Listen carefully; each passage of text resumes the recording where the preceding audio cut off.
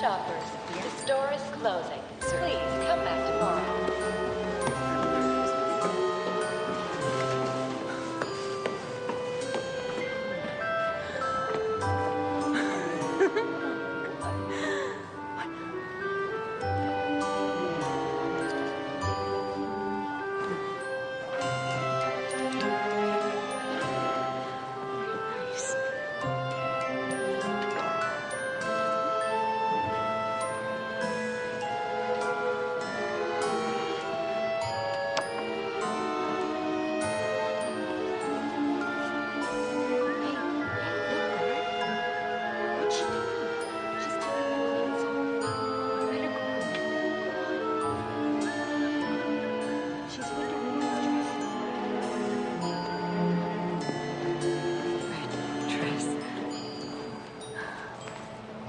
Miss, what are you doing?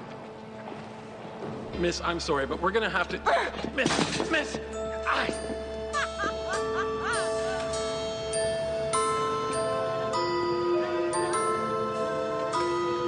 Miss, please, come back here. Do you want to dance with me? No, miss. Do you wanna? Please come here. What are you gonna do? Miss. Sir in the uniform. If I stand on this ledge. All right, miss, please, that's enough. Now, please... What are you gonna do? Woo! Miss. Oh my God, it's high up here. Miss, that is very dangerous. Would you please just come down? Want a tango? Hey, miss, please. It is very slippery, miss. Please, come on down here. Oh my God. Do you want to try this? No, miss. Oh my God. Oh, this is incredible. Miss, it's very dangerous. Please, take my hand. I am free! Oh!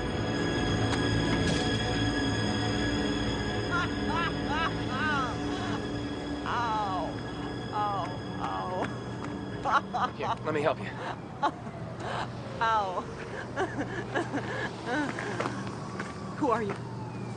Get away from me! Okay. What do you think I am, an idiot, you moron? Okay. Stay away from me, you! All right. Stay away from me! Hey!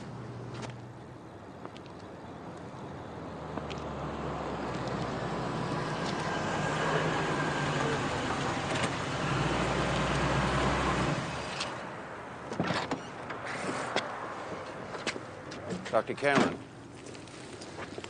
James Belding, I can't thank you enough for coming on such short notice. Thank you. Let's just get your daughter out of here, Mr. Belding. You can thank me later. My God, this is like a prison in here. This is barbaric. Yes, it is. Your daughter's very lucky that you can afford better.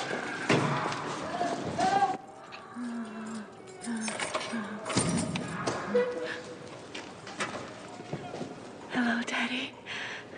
Hello, Natalie.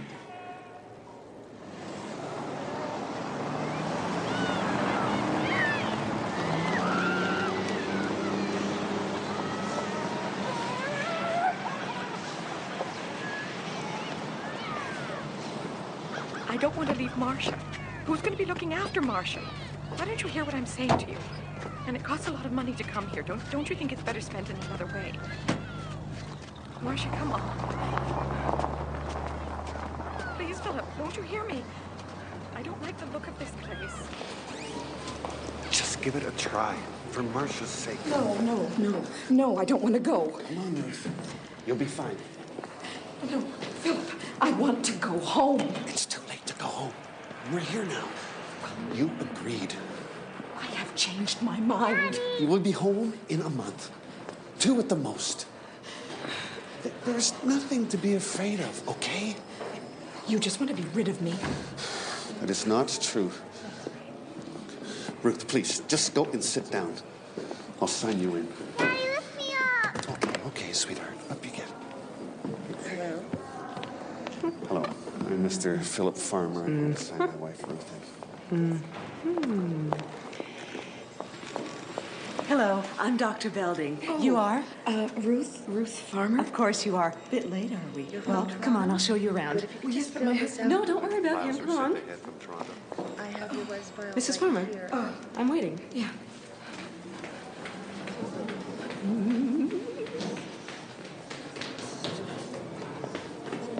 Now, there are no locked doors in the Institute. Mrs. Farmer? Hello. So therefore, it is paramount that each patient respect the privacy Hello. of their fellow. Privacy? I understand. Privacy? Yes. All medication, of course, is to be Dr. taken. Belton's And taking to ensure that tour of the- surprise inspections don't go there. That's Mrs. White. She's a pickle short of a joint, I want to say. Oh. And surprise visits will be held Wednesdays at 2 and Saturdays at 6. And speaking of your room, it's one of those. And so you will want to. No. Sorry. Listen. It's a demonstration. Dr. Belding! Dr. Belding, please! Wait for me, Dr. Belding, please! Excuse me, please. One side. Mr. Pierce! Dr. Belding! Mr. Pierce! Let me go! Let me go! Let me go! Let me go! Let me go! Let me go! That's enough now. Let me go! Put that down. Mr. Pierce, put that down. Look at me, Mr. Pierce. You're acting like a fool. Put... Mr. Pierce, give it to me. Give it to me now. All right, Mr. Pierce. Give it to me. I said, give it to me now. Let go now. I'm very disappointed in you, Mr. Pierce. I'm sorry. Now, I want you to go to your room and think about what you can do to make up for this childish behavior. Go.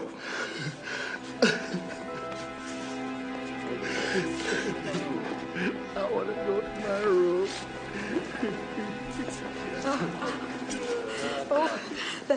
That's the famous Dr. Cameron, isn't it? I recognize him. He's the reason why I've come here. Oh, well, we all make mistakes, dear.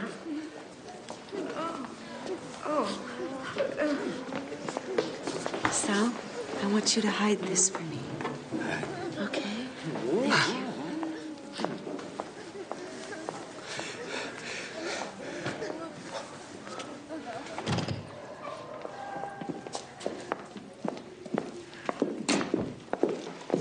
Dr. Cameron, Ruth Farmer. Sit down, Mrs. Farmer.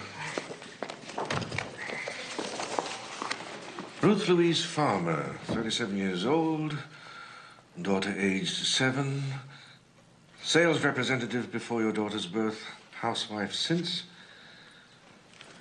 diagnosed as depressive, frigid, and an abuser of barbiturates, all development stemming from your daughter's birth. Mrs. Farmer? What? I beg your pardon. Is that all correct?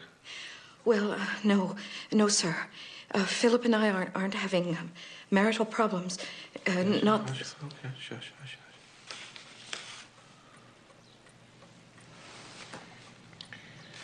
Have you suffered from depression since the birth of your daughter? Yes. Have you enjoyed sexual intercourse with your husband since the birth of your daughter? Not had. Enjoyed. Well, you see. Yes or no, Mrs. Farmer? Not especially, no. Have you taken barbiturates regularly for a period greater than 6 months? Only on doctor's orders. Have you ever increased or asked to be increased the dosage, either the number or the strength of the barbiturates you were taking? Yes. Then the answer to my original question would have been yes All of that is correct.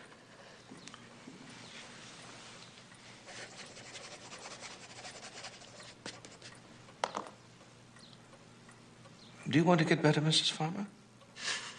Oh, yes, yes, I do. Good.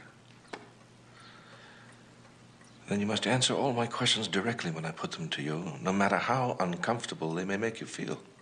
Can you do that? Yes, I can do that. Good.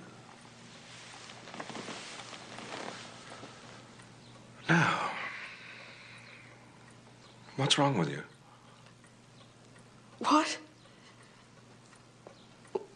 Well, everything you said, it was all correct. I'm not asking you to evaluate my diagnosis, Mrs. Farmer. I am asking you what you think is wrong with you.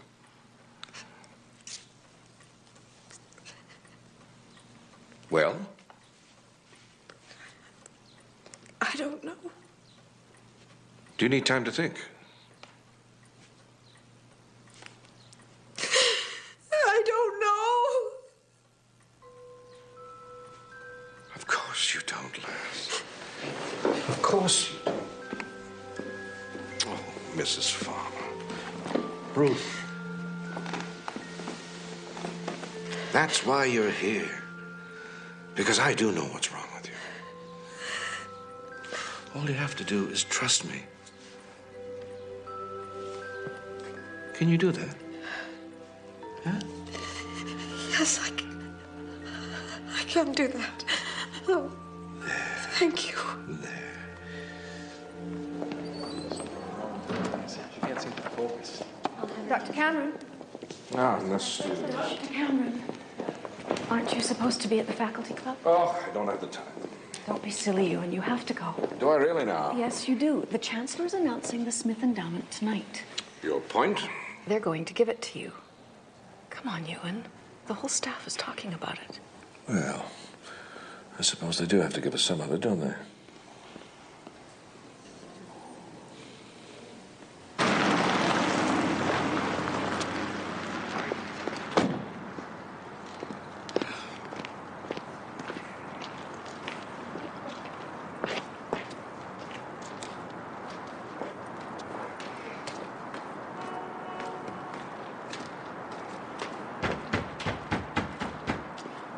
Hello, how are you?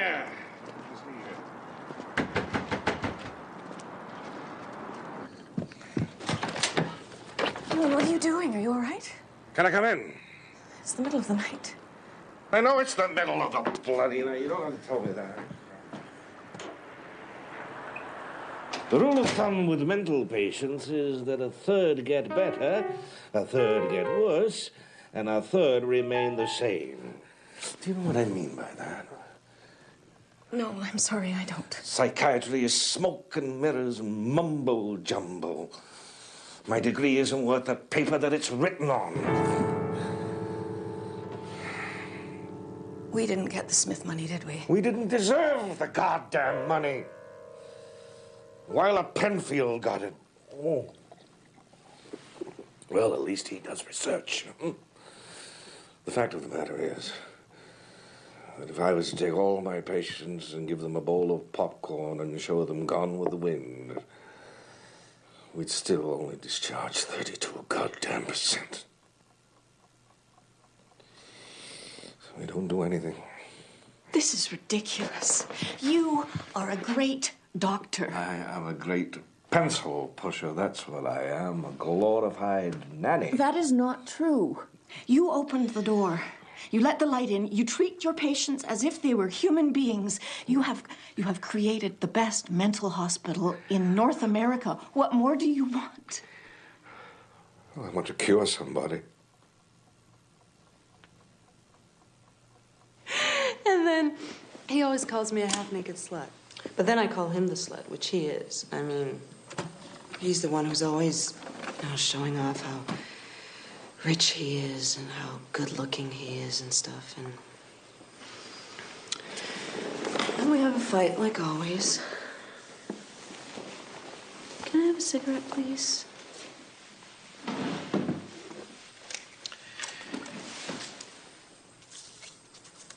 Thank you.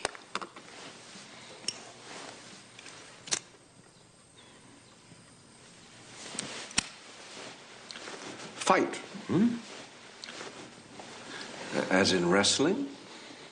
No, not as in wrestling, as in fight. You know, we scream at each other, and then I punch him, and then he grabs me, and then we roll around. What do you mean, roll around? Nothing, you know. We fight, it's normal. Most fathers and daughters don't roll around half naked on the floor. But I'm not naked. I told you that's just what he says. Which is ridiculous because he's the one who's half naked anyways. You've never mentioned this before? You have a little hair. I see.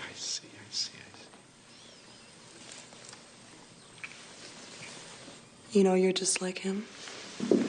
You just want to take something that's perfectly normal and twist it into something sick. Rolling around on the floor with your father, both of you half naked, I can hardly call that perfectly normal. It's not like that. You're just twisting everything around again, Doctor. I'm not twisting anything, Natalie. Natalie, look at me. I'm simply repeating what you told me. You think your father is good looking? I never said he was good looking. Of course you did. No, I didn't. Natalie. I did not say that.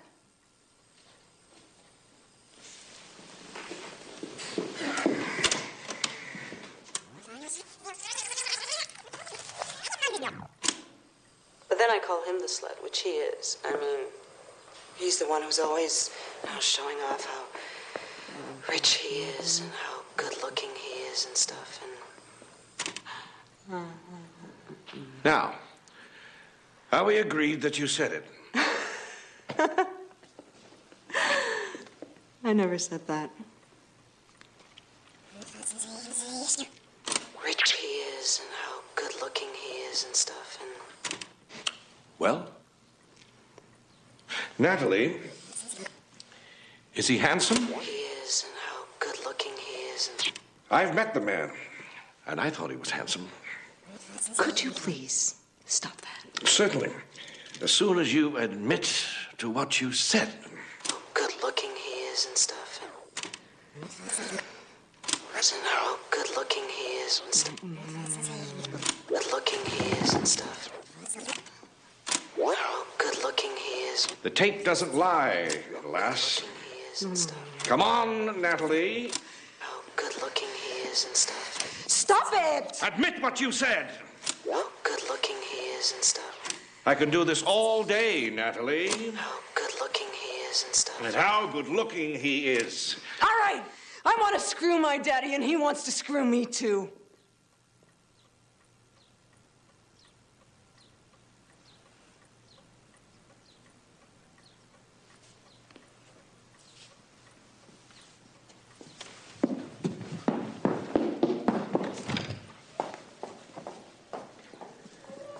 Dr. Cameron?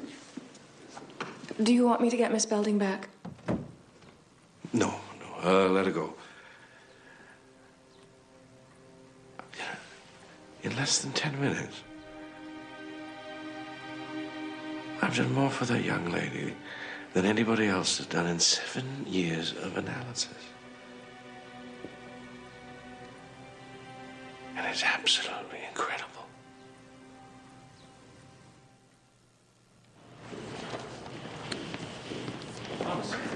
What's this all about? Do you know? Stephen says that the chief is introducing a new treatment. What new treatment?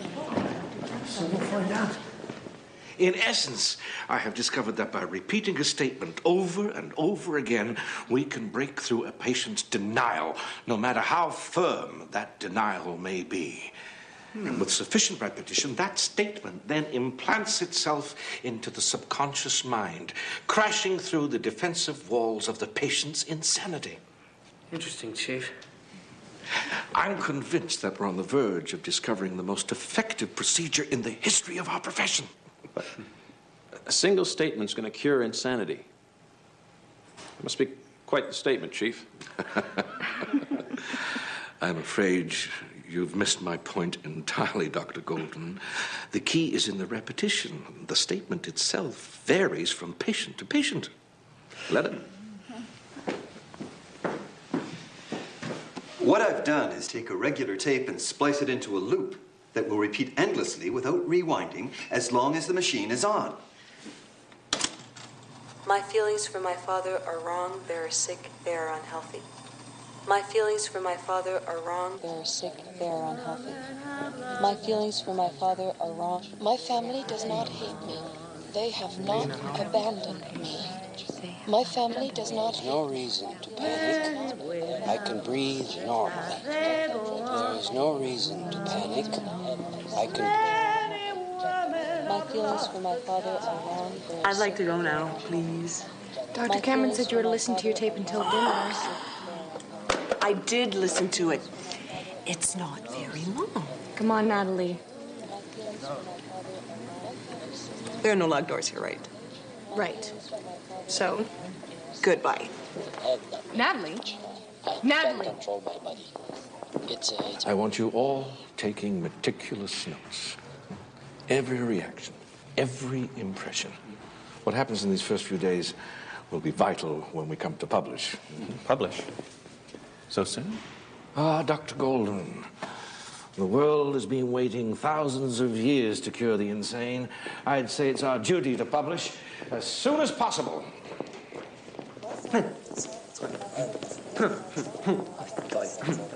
Where are the rest of the patients? I'm sorry, Chief. They left. What do you mean they left? Why didn't you stop them? Well, I tried to. I did, but they just got up and left. That's true. She don't do nothing. Me, I tell them, don't go. Don't. Be quiet, Mr. Dundane. Well? But I'm not allowed to stop them. That's hospital policy. No locked doors. She don't even try. She just sit there and watch everybody go out. Me. Ah, now. Quiet! There's a new policy, Nurse Manjusio. As of now, that door is to be kept locked and the patients properly monitored while they're listening to their tapes. Do you understand that, Nurse Manjusio?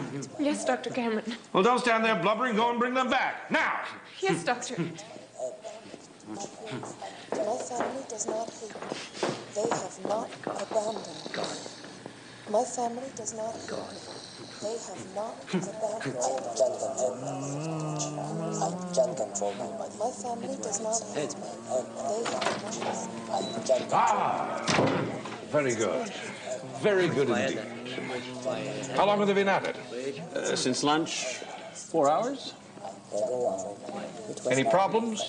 Quiet as mice. My feelings for What are you doing, Miss Belding? Natalie? My feelings for my father. Oh, I'm sorry. I couldn't hear you. I suppose you think that's funny. A little.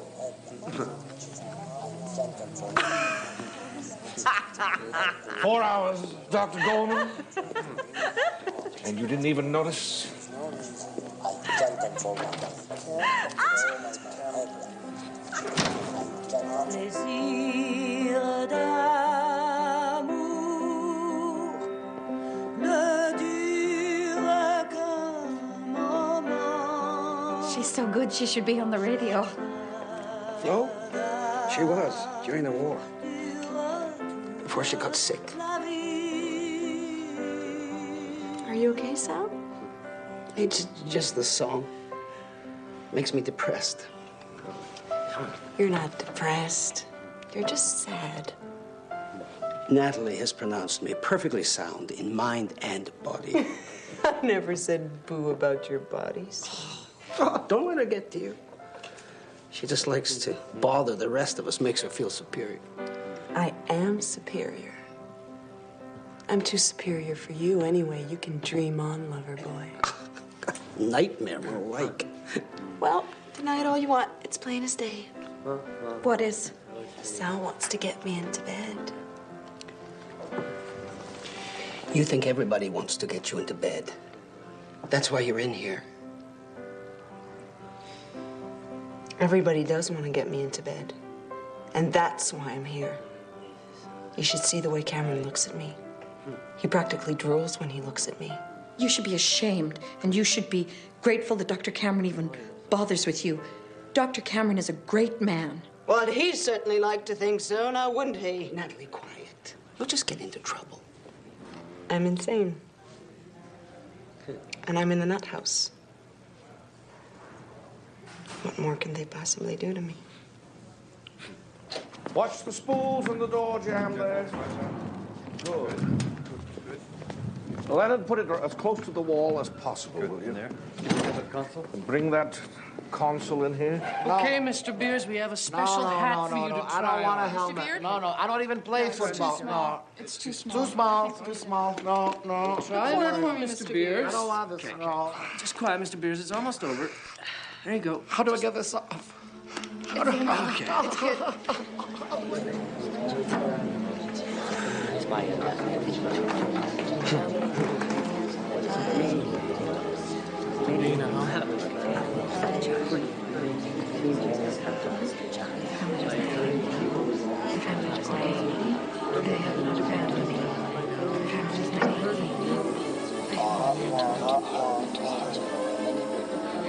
can't control my temper. I can't control it. When it gets I know I can't control my temper. Many women have lost a child. They go. Good. Hey! Hey, what did you do? Thank you.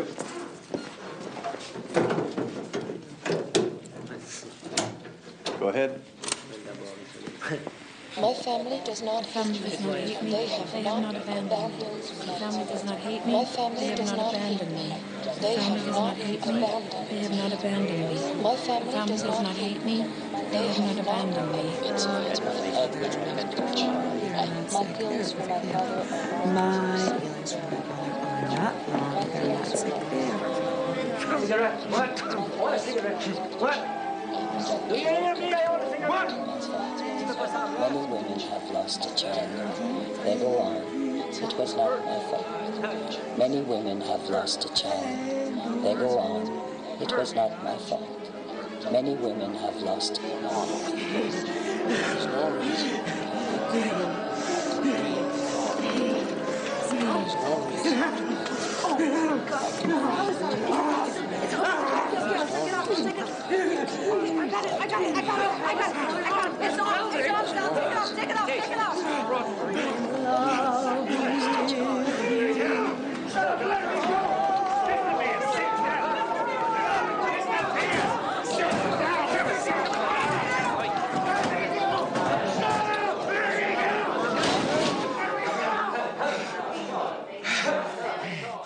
Oh, the mistake we've been making is trying to get our patients to accept the therapy. Actually, their cooperation is irrelevant. So the whole miracle of psychic driving is ability to implant itself directly in the patient's mind, whether they like it or not. Yes, but we still have to get them to listen. Yes, but we don't have to give them a choice in the matter. Well, what exactly are we talking about? Drugs. Say that the patients are asleep or paralyzed or in a light coma. Any physical or conscious mental ability to resist the driving statement would be neutralized, but the subconscious mind would be completely vulnerable to the implanted statement. Chief, I'm not sure I feel comfortable using my patients as guinea pigs. Don't you want to cure your patients, Dr. Goldman? Now, isn't that your primary goal as a physician? Yes, of course. But nothing. We're engaged in scientific research here. We're looking for a cure, and that cure is within our grasp. Don't lose sight of the forest for the trees, Dr. Goldman. As I understand this, it'll make you feel sort of funny. But don't let that bother you. It's the drug that's strange, not you. So all I have to do is just listen to my tape like always? That's right. Good girl. Mrs. Farmer, let's get you comfy, shall we? Oh, here we go.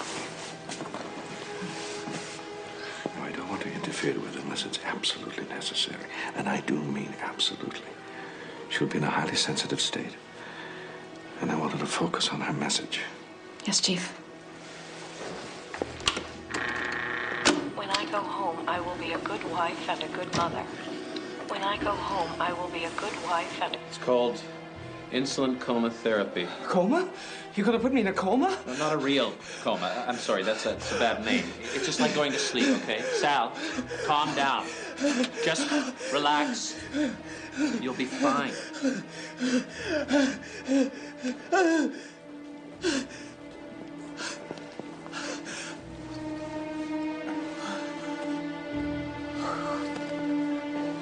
No, I don't want it, thank you. Don't be silly. You don't even know what it is. I don't care what it is. I don't want it. I don't want. Spell I me. don't want needles. No. Curare? No. No. Curare. Curare. I know what curare is. It's poison. You want to It's poison. not poison. Yes, it is. It's poison. They give it to the pygmies in the Amazon. Natalie, we are not in the Amazon. We are in a hospital, and nobody wants to hurt you. Oh! Orderly! No. Stop. No. No. I don't want it. I don't want it. No. I don't want it. It's okay.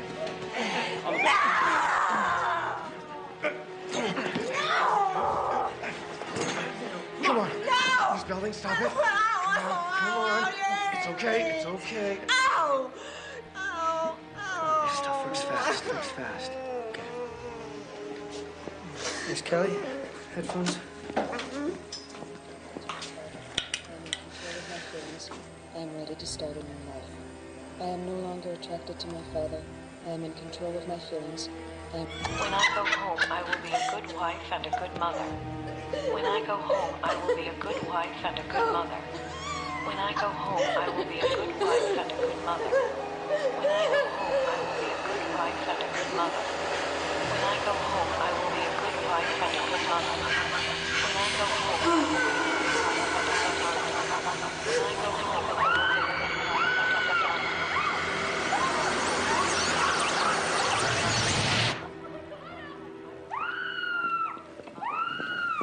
What's going on? Can't you do something? Dr. Cameron said not to interfere.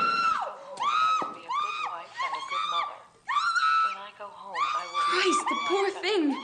What did he give her? It's a new drug, LSD. Well, I don't think it's working. It is not your job to decide what's working, nurse. You just follow Chief's orders, all right?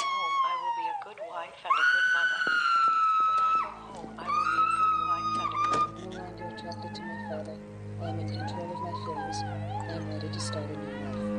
I am no longer attracted to my father. I am in control of my feelings. I am ready to start a new life. I am no longer... I'm sorry, Dr. Cameron, but there is no budget for psychic driving. Not true. The Department of Defense is covering that. No, they are not. Our grant was rejected. That's bloody ridiculous. Who the hell do they think they are? I'm sure it is, but the fact remains that we do not have the budget. Oh, for Christ's sakes, man, take it out of next year's capital expenditure. That will leave us short for next year, Dr. Cameron. Do as you're told, man. I'll replace it with money from National Health or the provinces. Leave that to me. If this project is to continue, then... Of course it's to continue. Then it needs to have its own budget. I cannot just continue to reallocate funds that... I'm sorry. We need you on the floor. No! Ruth, I'm not gonna hurt you. No! Ruth, listen to me. Ruth! I'm sorry. I'm sorry. It's all right now. It's all right now. Everything's okay. Everything's fine. Please, I just don't know LSD. It's a dry drug. I don't know. I don't think it's right for me. Philip wouldn't want me taking it. I'm pretty sure. Nobody's blaming you. Getting better is hard. I know that. It's the hardest thing in the world, but you mustn't give up.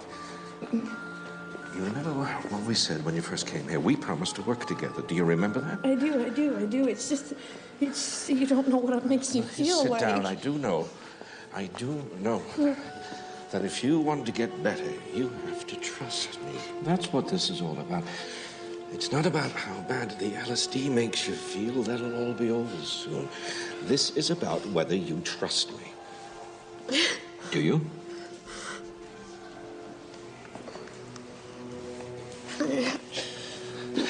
Are you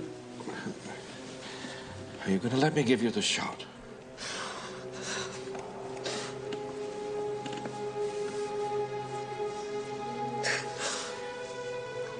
Ruth?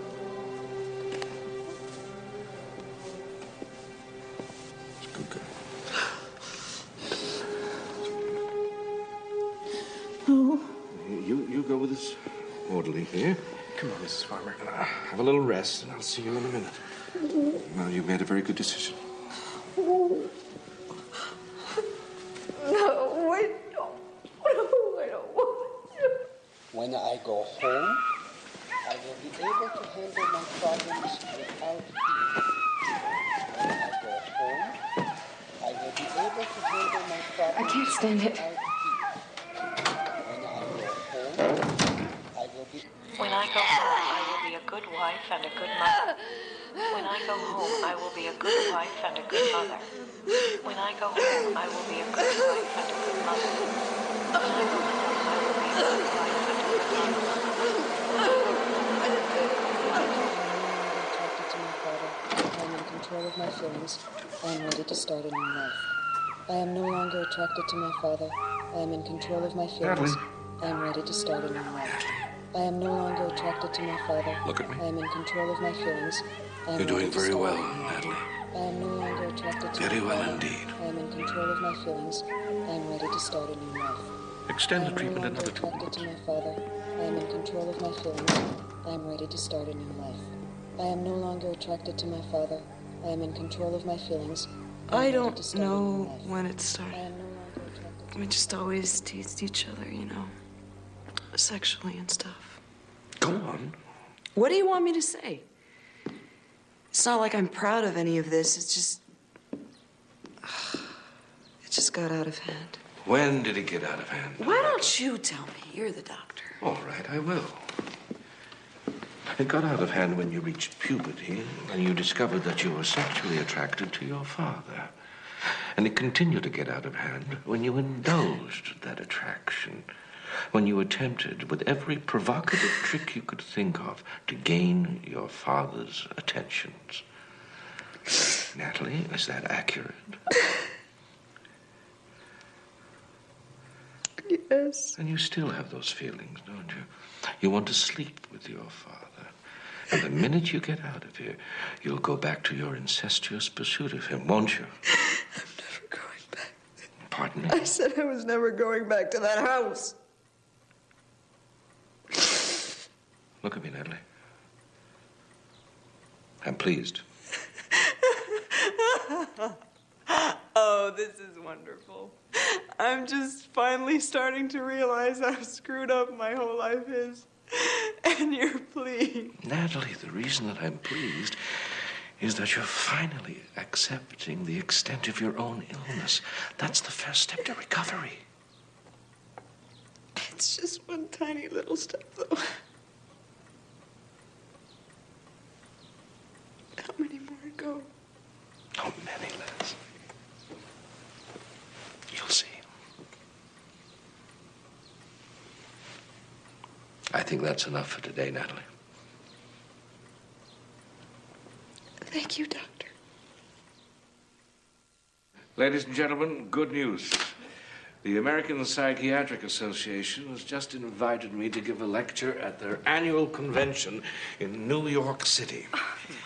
I plan to talk about psychic driving. That's great, Chief. That's wonderful. But we haven't even released a patient yet.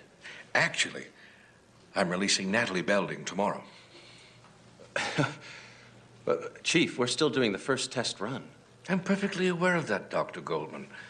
But we have sufficient scientific data for me to proceed. I'm not close to being ready to go public. The treatment works, Goldman. And it's high time the world knew about it. They're just full of themselves. That they just believe you. It's amazing. Dr. Cameron isn't like that. Oh, come on, Ruth. He's exactly like that. No, he isn't. And you shouldn't talk about Dr. Cameron that way. If he says that you're cured, then you are. And you should be more grateful. I am not sick. I never have been. Be quiet. Anyway,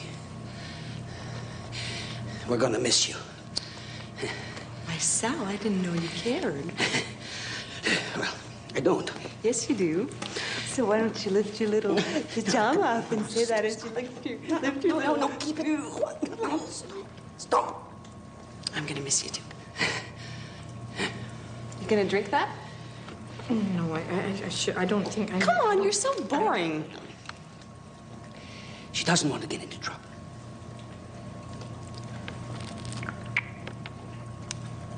Well, just promise me that you'll do what they say and that you'll get out. As soon as we're better. Psychic driving has produced results unlike any treatment in the history of psychiatry. So far, we have recorded controlled and positive change in every patient who has undergone this therapy, and this change has been almost instantaneous. Rather than spending years in an often fruitless search for the source of the patient's illness, we are using simple repetition of a key statement to implant the model of healthy behavior directly into the patient's mind. In effect, we are brainwashing the patient with the concept of his own health. Now, I know this is a new idea, and by the reaction of some...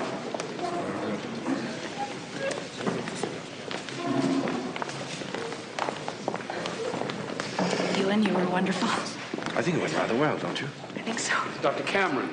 Dr. Cameron, I just wanted to tell you how impressed I was with that speech of yours. I'm Jack Clark from the Society for the Investigation of Human Ecology here in New York. This is Dr. Jones, my colleague. And we just wanted to tell you, well, frankly, you just impressed the heck out of us there. Thank you. Now, we've listened to nearly, 100 speeches this year, looking for just the right project to fund. And I'm telling you, this is the first time I really felt someone is finally beginning to make some sense. Isn't that right, Phil? Absolutely. Nothing close to the work you're doing. Our people are going to be very excited about this. Do you think we could grab a little drink together?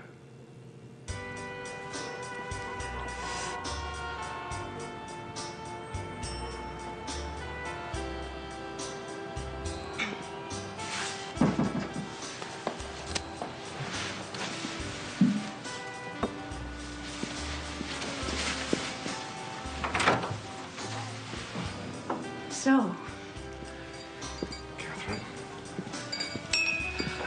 New York is a wonderful city.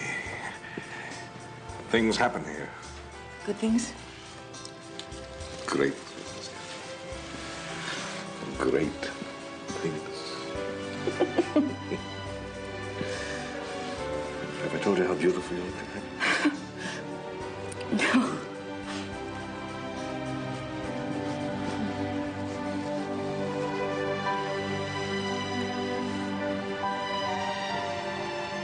Gentlemen, I've just had a look at last month's proposals, and I'm right pissed off. This is garbage. Let's see, one guy is studying cultural biases. Now, here's a project on witch doctors in Africa. The MKULTRA project, in case you've forgotten, has one purpose, and one purpose only: to find an effective brainwashing technique. Why? Because we are at war with communism. And the communists know how to brainwash people. And we don't!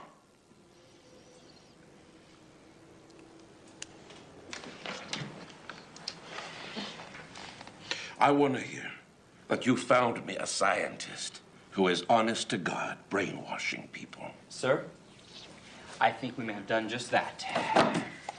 Mr. Clark and I have arranged to buy results from a Canadian, Dr. Cameron, heads a mental institution up there. It appears he's developed his own method of brainwashing, and he's testing it out on his patients. Is he for real? Ewan Cameron? I've heard of him, but some sort of humanitarian. Cleaned up the asylums there or something, didn't he? Well, now he thinks he can brainwash his patients into believing that they're sane. How? The subject is placed in a semi-conscious state and then subjected to massive oral repetition. Repetition of what? Well, that's the beauty of it. Whatever we want. I don't know. This isn't what he's known for. But he is known. He's not a quack. He's known. Give him what he needs.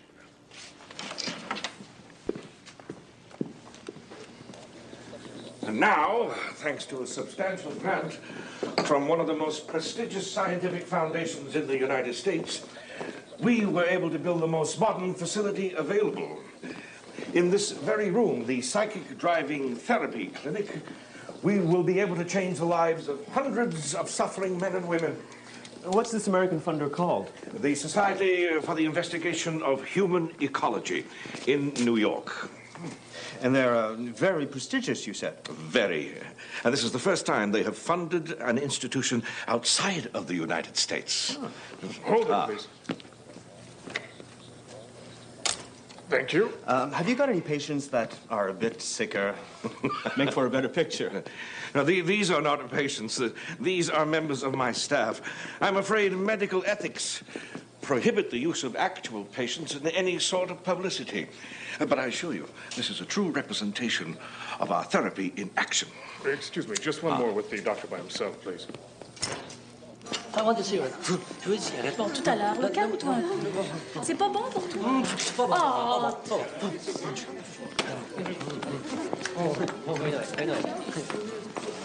Chut, viens t'asseoir. Merry Christmas.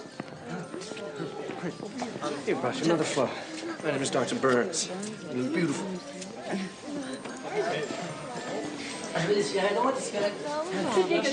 t'asseoir, Dandin. Dandin. Bon, on se calme.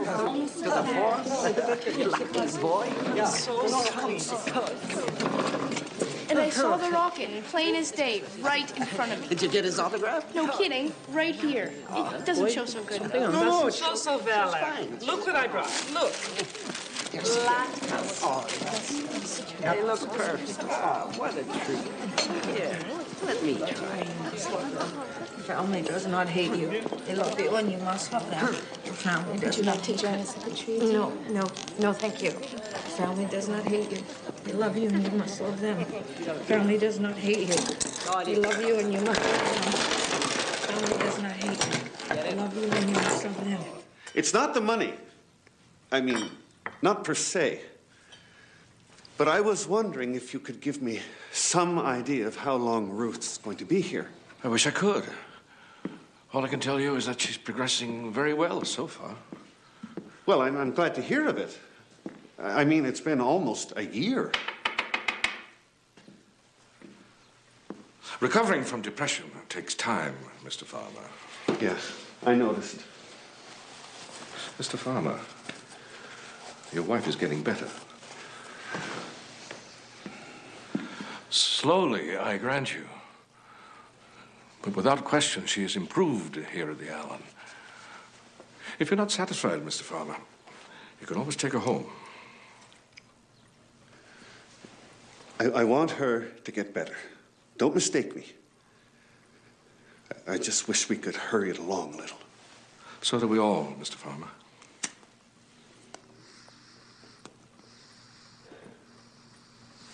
Family does not hate you. They love you and you must love them. Family does not hate you. They love you You got and you change? must love them. No, Esteban, Does not hate you. Oh, you got change. I want some change. No, I can't make change. What do you mean you can't? I mean, I have some money here. I just want some change. I'm sorry. Hey, my sister come to visit me. I want to buy her a cigarette. Hey, lady, I'm talking to you here.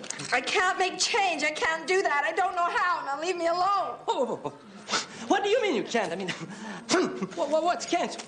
What's can't? I mean, give me. Hey! I can't make change. I can't do math.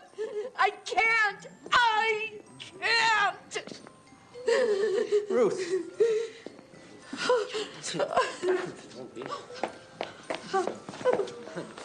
It's all right. Settle down now. She can't do math. That's all. It's nothing. She can't do math. I didn't do nothing. Got some change, Savannah. Keep the dollars. Marcia has a Christmas box for you. It's all right, lassie. Hi there. Hi, bonjour. Give it to Mommy. That's it.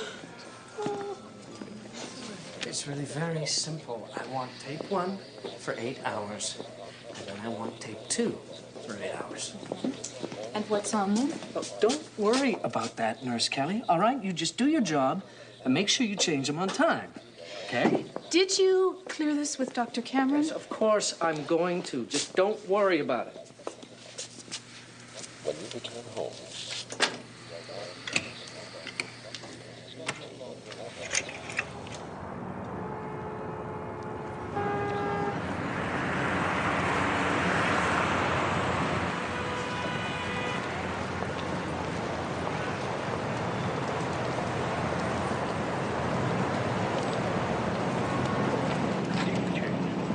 thank you very much.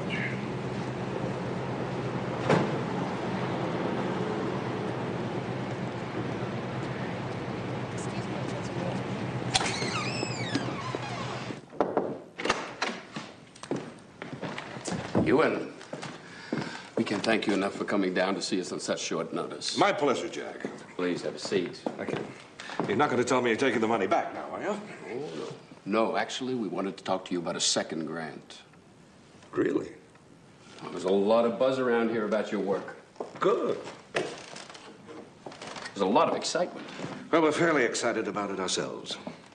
Actually, there's so much buzz that, no, thank you. I prefer my pipe. We were wondering whether somebody might come up there and take a look at what you're doing firsthand. Certainly, I can arrange a tour of the hospital for you. Actually, we were thinking about something a little more in-depth, if you know what I mean. No, I don't know what you mean. This beneficial brainwashing that you've developed is a very powerful technology, Dr. Cameron. Surely it must have occurred to you that there might be applications beyond the strictly medical. That's not my concern, Jack. Of course not. Of course not. It's just that, well, if you could give us a demonstration of what your beneficial brainwashing really does for your patients. Demonstration? Exactly. And then, well, assuming things look good to us, then we could establish some long-term funding arrangements. How does that strike you?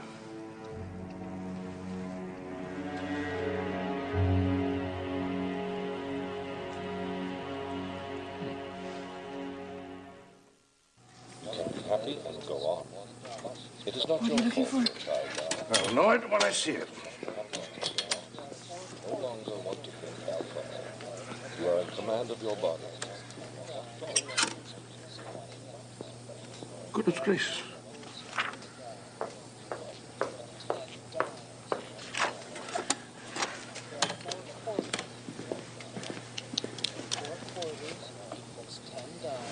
Which equals 20 nickels.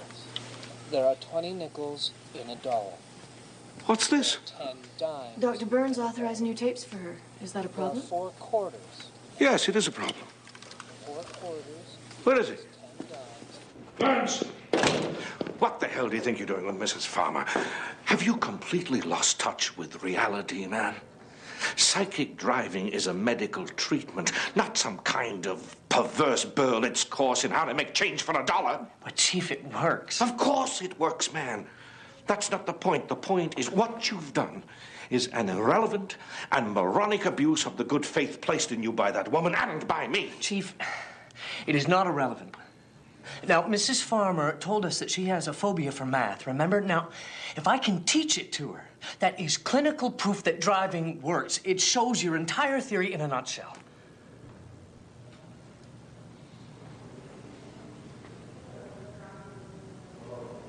Show me.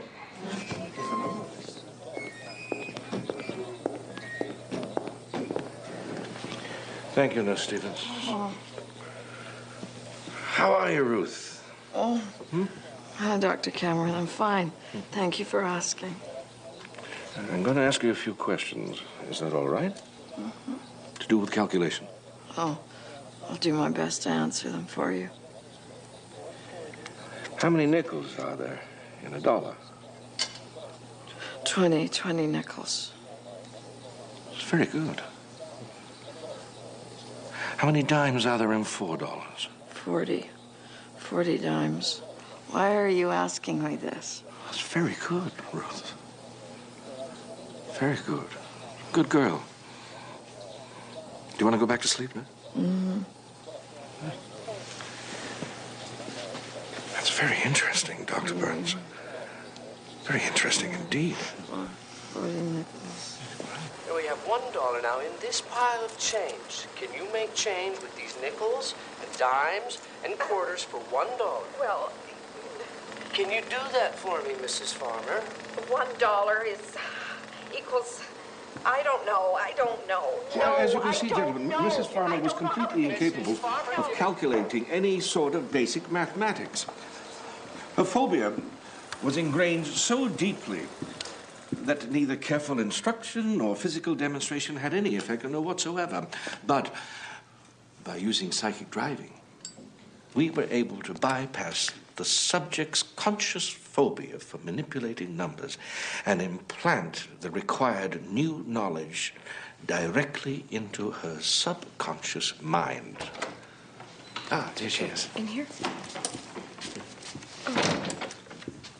Atta girl. Sit here. Quite an impressive feat in medical terms, would you say, Doctor? Why is it all about making change? Ah, that's how we discovered the phobia. It was Dr. Burns' observation. Whenever you're ready, Burns. Get ready to roll. All right. How many quarters are there in $1, Mrs. Farmer? 4. Correct.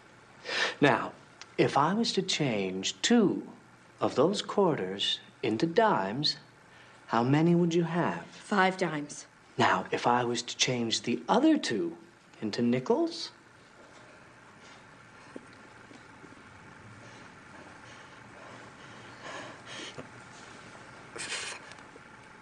5, 10. 10 nickels, 5 dimes. Good. Now, let's say I gave you 100 nickels. How many dollars would you have? $5? Good. Now, if you were to change half of those nickels into quarters, how many would you have? 10 quarters. 50 nickels is 10 quarters. All this is fairly rudimentary, but as you can see, Dr. Weinrich, she has overcome completely her phobia for math. You mind if I try one? Not at all. Please, be my guest. Excuse me, Mrs. Farmer. What? Who are you? I'd just like to ask you a few questions, if I could.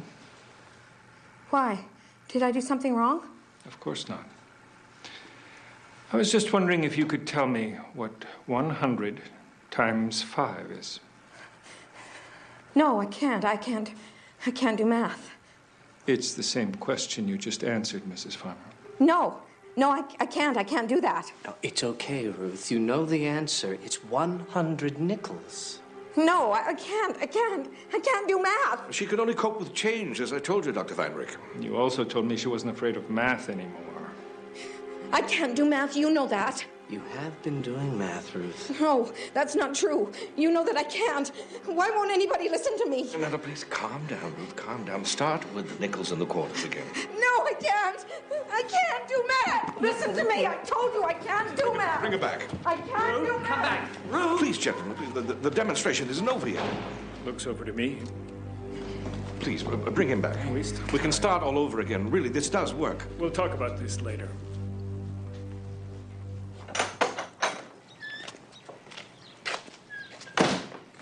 Hey. Ruth. What's up? They made butter tarts today. I got you the last one. No, I don't want any. Well, what do you mean you don't want any? Everybody wants butter tarts. How come nobody listens to me?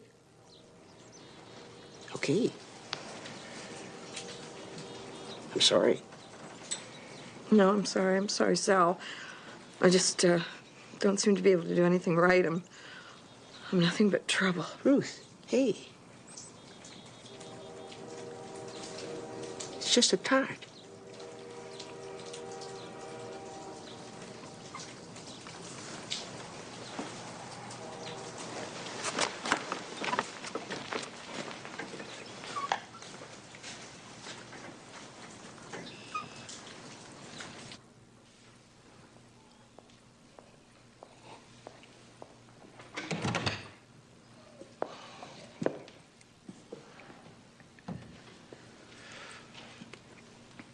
God, Ewan. What are you doing? What does it look like? You're taking this thing too hard. Am I really? What the hell do you know? Ewan, Ruth Farmer is a mental patient. It's not your fault she fell apart. Of course it's my fault. I'm the bloody doctor, aren't I? That doesn't make it your fault. Open your eyes, nurse. The treatment doesn't work. Just because one patient had a relapse doesn't mean the treatment... Coddle me. I'm not a child. Psychic driving doesn't work. Can't you get that through your thick skull? It's a waste of bloody time. It's never gonna cure anybody. I'm nothing but a glorified nanny again. Oh, hello, Nanny. How are you, Nanny? I'm fine, thank you very much. Would you like some sugar for your headache, Nanny? I'm going home to Albany.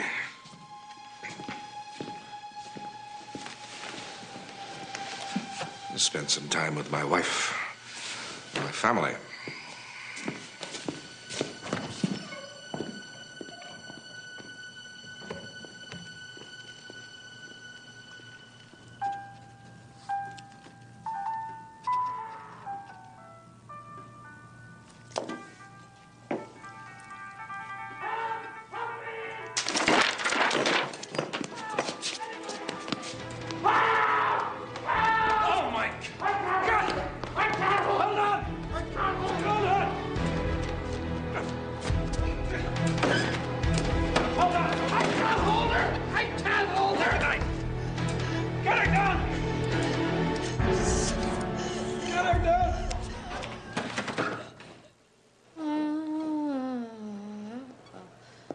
If you wanted to get my attention, lassie, there are better ways of doing it than this.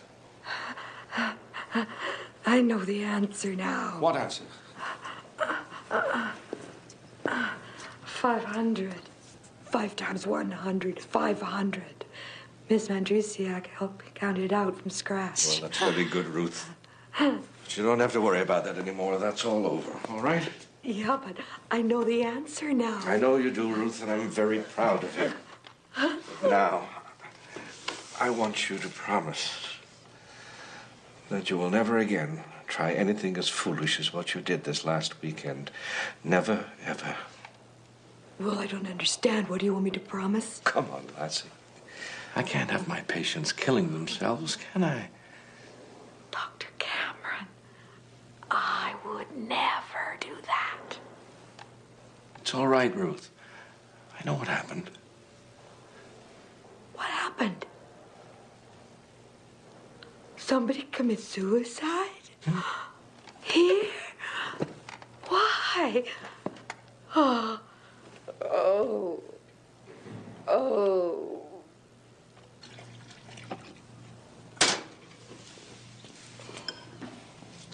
Dr. Goldman? Goldman, what did you do to Ruth Farmer? Nothing special. Exactly. What did you do to her? Standard therapy for depression. Antidepressants, electroshock. Booked her for some extra counseling. Nothing special.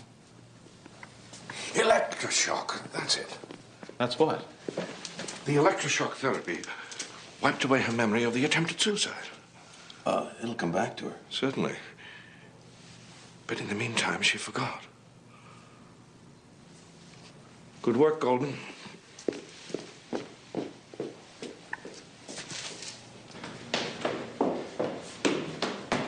Mary, get me everything we've got on electroshock, please, right away. We the hospital or we the university? Just get me everything, Mary. Gentlemen, before I begin, I want to assure you And I'm not here to waste your time by defending my demonstration at the Allen Institute. It was a failure. However, since that time, we have had a major breakthrough, and I can now guarantee you that such a failure will not happen again. Please, allow me to demonstrate. At some point, the healthy mind is derailed into insanity. Now, the purpose of psychic driving is to implant the concept of health directly into the patient's mind. And as you can see, what we end up with here is a complete mess. Hence, the failure of my demonstration with Ruth Farmer. Okay, so the little straight line can't compete with the little squiggly line. All you're telling me is this driving doesn't work. But if we can erase this squiggly line, as you call it, before beginning depatterning, the implant has nothing to compete with. And we could now implant any concept with complete success. So, you just remove the patient's existing insanity. How convenient. You realize, of course, that's impossible? I believe it is possible. With the application of intense electroconvulsive therapy. How intensive? 150 volts for 1 second, repeated 6 to 10 times per treatment at intervals of 1 second. That's quite the jolt. How often do you plan to shock him? 3 times a day, from 1 to 8 weeks. Now, gentlemen, we have called this procedure depatterning.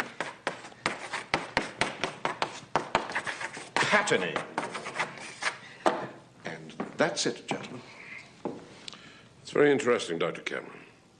Thank you for your presentation. Thank you. And thank you, gentlemen.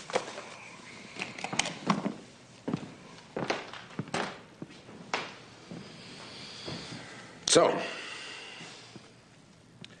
you think he's onto something? I don't know. I've never heard of anything like this. He's going to fry his patients, I can tell you that. Well, we won't worry about the patients. That's his problem. I just want to know if he can brainwash them. He just might, you know. He's right about the memory loss with a shock like that. You couldn't do that to volunteers. So, we give him the money. What have we got to lose? I mean, it's not like he's doing it to Americans. A standard session consists of 6 to 10 shocks at intervals of 1 second. The sessions will take place 3 times a day for 1 to 8 weeks. You can't be serious. Excuse me? I don't prescribe that much shock in a year. This is a new procedure, Dr. Goldman. I would ask you to hold your comments on the therapy until I've explained it to the entire staff. That is not therapy, that is torture. How dare you question my integrity?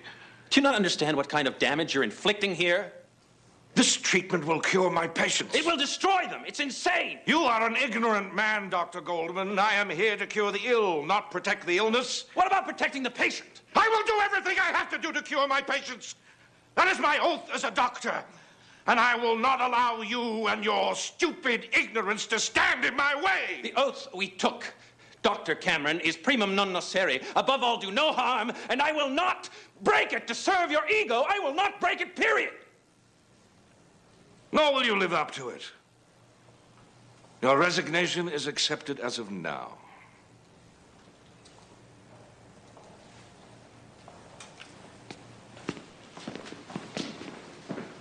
Anyone else?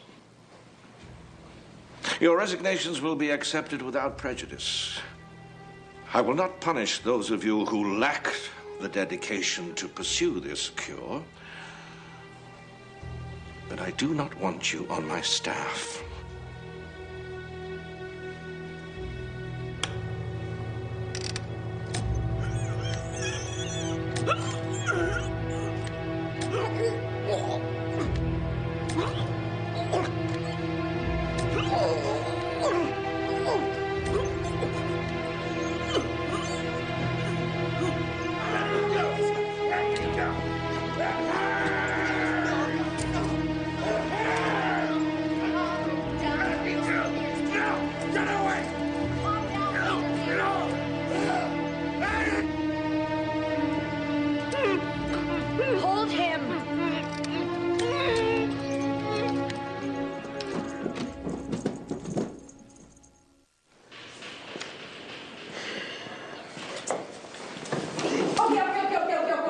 an eye on her, would you? Get your hands off me! Give me a headache. You know that, lady? What's going on here? Yeah, what's going on? This young lady tried to kill her stepmother, sir. Natalie? It's all your fault, really, Doctor. You never tell me what to do with the step monster, Doctor. I'm afraid we're not licensed to accept the criminally insane. Yes, sir, I understand that, but the judge was specific. Alan Memorial, personal custody of the director. There's nothing I can do. You know what Daddy said? Daddy said we could both run hell for all he cared. Good luck. Doctor, I think maybe somebody could take this thing off for me. Take it off, Doctor. Nurse Stevens, prepare her for depattening. Call for an orderly. What's that, depattening? What are you going to do to me, huh? What are you going to do to me again, Doctor? Come here and hold her. Hey! You think maybe somebody could take this goddamn thing off for me? Don't touch me! Come on, let's get you. La,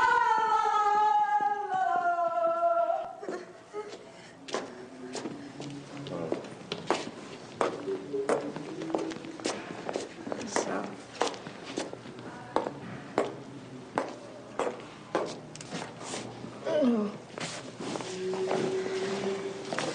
Ruth, you're not supposed to still be here. Hi, Natalie.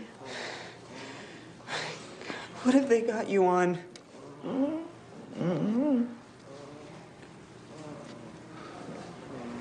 What's with Sal? You guys have a fight or something? No, Sal's okay. He's nice. Hey, Sal! Get your butt over here. Your baby's back. Are you talking to me? You see another Sal in the room? I'm sorry, I'm very tired.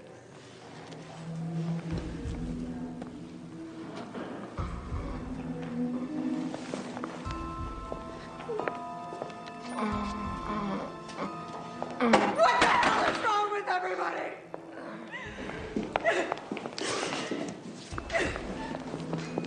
Miss Belding, you were supposed to wait for me in your room. Is there a problem? What did you do to Sal? My God, he wasn't even sick. Nothing has been done to Mr. Rothenberg. He'll be his old self as soon as he's finished his treatments. What treatments? Come on now, Natalie. I'll take you to your room. No. Miss Belding! Come on now, Miss Belding! Stop her! Natalie!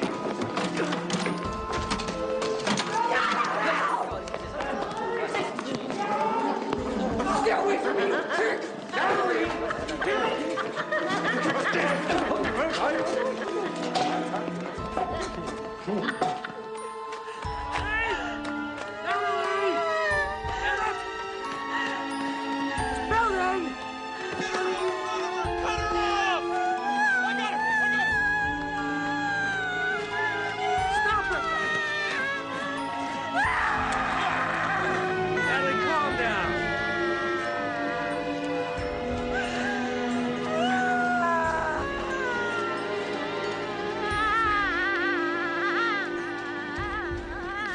It's all right, Miss Belding.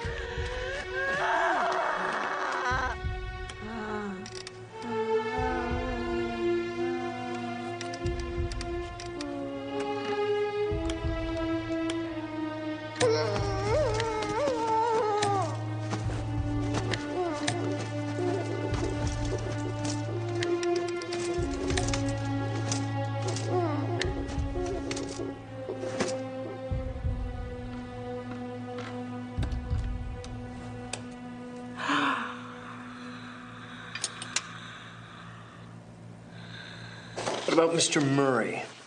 Which one is he? Came in with joint pains. Oh, yes, him. He's doing rather well, isn't he? He still is. I think he's in the clear. Well, release him by all means. We need the bed, don't we? Oh, yes. Okay. That's it for me. How many's that? 18 of 23 released in the last 6 months. Of course, that barely makes a dent on the waiting list. Still, 80%. Not bad. Better than double normal standards. Well, I think we can live with that.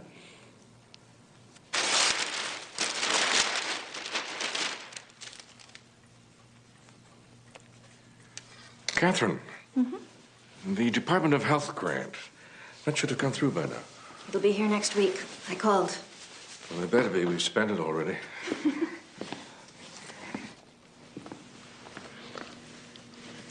I wish I was going with you. Oh, you're not missing much. Easy for you to say, Mr. President. Oh. How sweet. I'm very proud of you. Wish me luck. It's my pleasure to introduce the first president of the World Psychiatric Association, Dr. Ewan Campbell.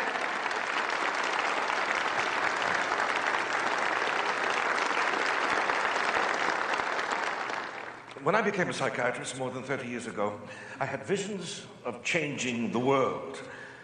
I was convinced that I was going to take on the most hideous and most misunderstood disease in the history of medicine, and I was going to conquer it. Then, of course, like all of us, I encountered the real world of mental illness.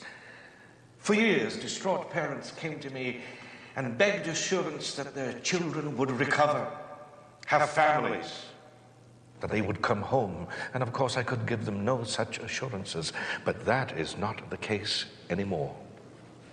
I can now look those parents in the eye and tell them, I will cure your children.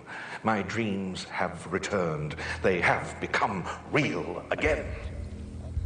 Here at the Allen Institute, we have introduced the first truly scientific treatment for mental illness in the history of medicine.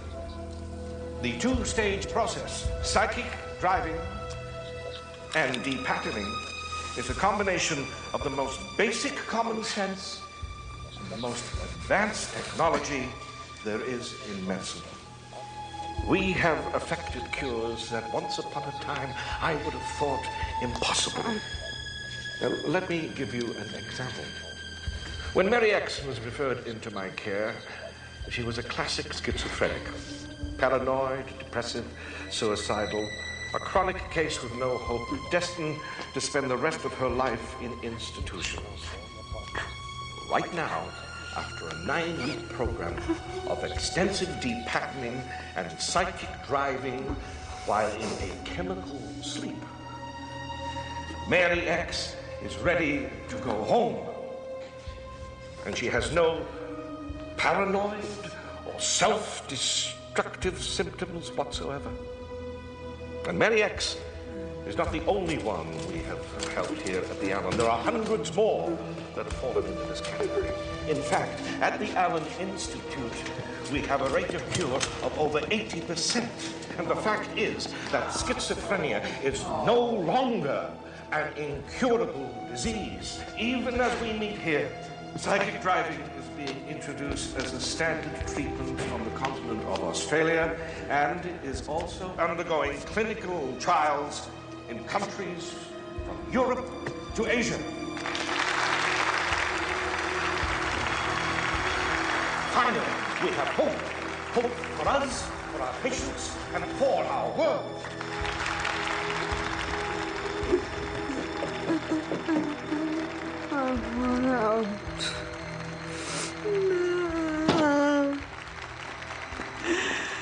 What do you think you're doing here? You know you're not supposed to be out of bed. Come on. Come. There's a good girl. Back to bed. Back to bed.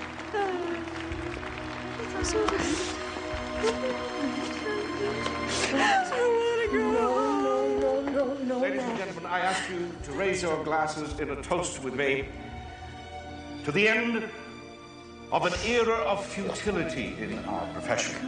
No longer must we content ourselves with padded straitjackets, lobotomies. To the death of the medieval asylum and the birth of the modern mental hospital, I give you a toast. Thank you, ladies and gentlemen.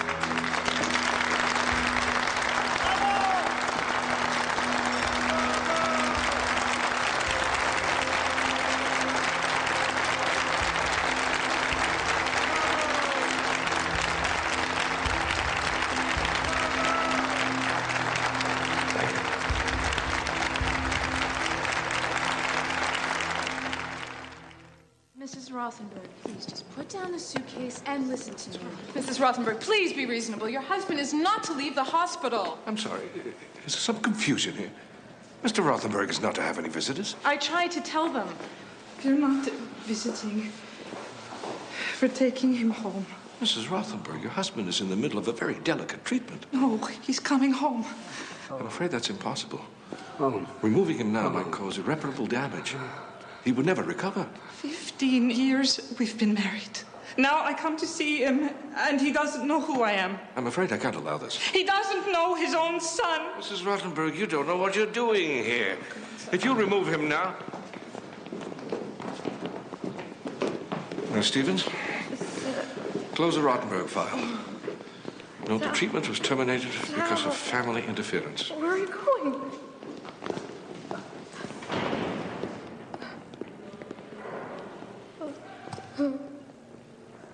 So, the idea here is that you're describing where you've come from, and thus, by extension, where the whole profession has come from. Well, Do you follow? I have done this before, you know. Right, right. This is my mark? Yes, sir. Yes, sir. Please. And action. It's so easy to think of the medieval mental asylum as a thing of the past, relegated to history by the advent of modern psychiatric medicine. This is a fallacy.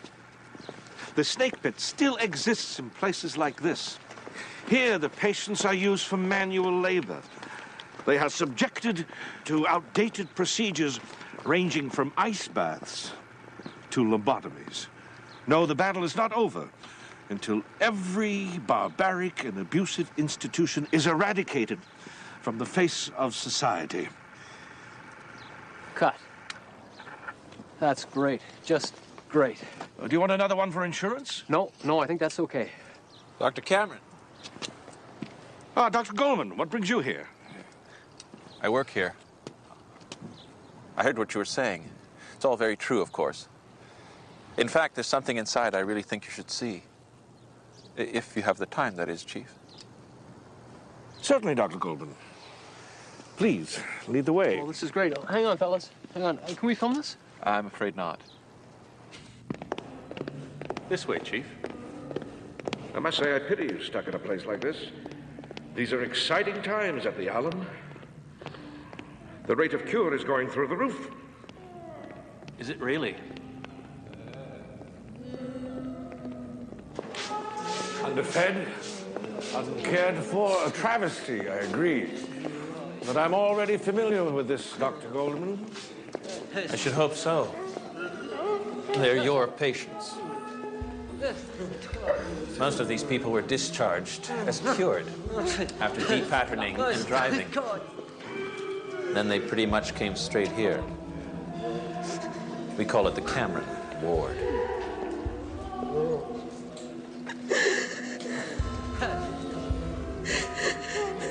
Natalie?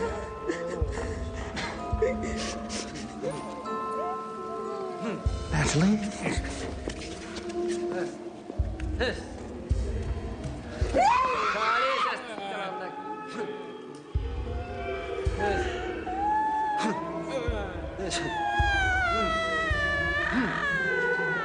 Very interesting, Dr. Goldman.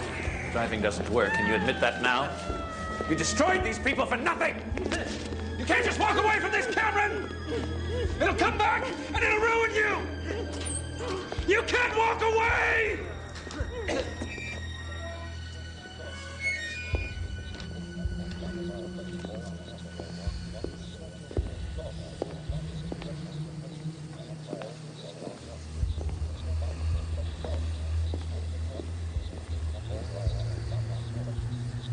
When you return home, you will fulfill your responsibilities as a wife and a mother. When you return home, you will fulfill your responsibilities as a wife and a mother. God, what does always tell me, being precious, not being truth. God always tells me, being quiet. Chief wants everyone in the boardroom right away. Chief wants everyone in the boardroom right away. Ah, there you are. Good morning. Thank you for coming. I have some rather important news today, but before I get to it, I just want to thank you all for your excellent work. I've never encountered a more dedicated or able staff, and I doubt if I ever shall. You should all be very proud of what you've accomplished here. I know I'm proud of each and every one of you. With that being said, I regret to inform you that I am announcing my resignation from this institution, effective immediately. A unique opportunity has presented itself to me, one that I cannot in all conscience refuse. I'm leaving here to assume responsibility for a large research project in Albany, New York. I won't bore you with the details. Suffice to say, this project is beyond the scope of anything that is available to me here in Canada. And of course, it will allow me to spend some long overdue time with my family. This is in no way a rejection of our work here at the Allen. I hope you all understand that. In fact, you've all become so very good at your jobs that you really don't need me anymore. Again, I thank you for your dedication and wish you continued success in the future.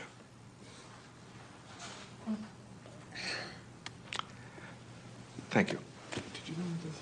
That son of a bitch. Excuse me. Excuse me.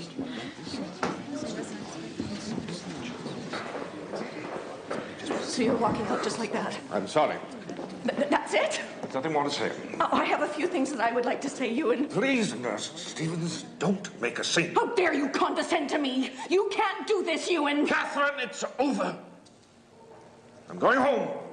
I am not talking about us. I am talking about your goddamn hospital. In professional life, people move on. No, Ewan, Catherine. don't you give me that. You told us you were going to change the world, and we believed in you. And now you just walk out on us. On all of us. On your patients. Why? You tell me why. You're leaving? You're not leaving? You wouldn't leave me? I'm afraid I am, Miss Lassie. You can't. Look at me. Everything will be fine, Ruth. You'll be going home soon. No! Bad! Bad! Bad! Bad! Bad!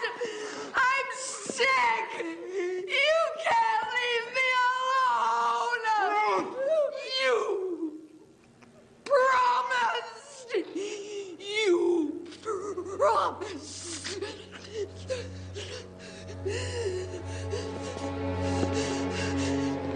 Don't leave me! I need you! Please! I'm not better yet! I need you! Baggage from Flight 662 from Montreal is arriving on carousel number 4. We'll just stay right here. Aaron told us not to wander off, so we won't. So many people. We'll just stay right here. Passenger Jorgensen, please report to the information. Aaron said not to move, so we won't. Dr. Cameron was being funded by the CIA through the MKULTRA program. My father and Mrs. Farmer here thought they were being normal patients at a normal hospital, just like it says here in their files. But the fact is, they were human guinea pigs. How did you find this out? In the New York Times. This is the first article. And this, Dr. Cameron, what happened to him? He died in '67. Heart attack. Some people still thought he was a hero. I got down on my knees and thanked the Lord the day he died. Ruth. I thanked the Lord. I did. Stop it, Ruth. That's all. Well, it certainly looks like you would have had a case against Cameron, at any rate. We feel we have a case against the CIA, too. Especially if you'll represent us. I mean, look at this. You're famous for taking on the government. No, I wouldn't take the case myself. I'm pretty much retired these days. But someone else in your firm will take on the case? They might, if it was determined there was a case to take in the first place. But unfortunately, the CIA is an arm of the government, and the government is very difficult to sue. They're pretty much protected, legally speaking. But they did bad things. Yeah, I understand that. Bad things. They did them. They're not protected. Ruth. We came here in an airplane. He has to help us. You're just scared of them. Ma'am, this isn't about what I can tell. Ruth, You're just scared come of back them. and sit down. You're scared Ruth. of them.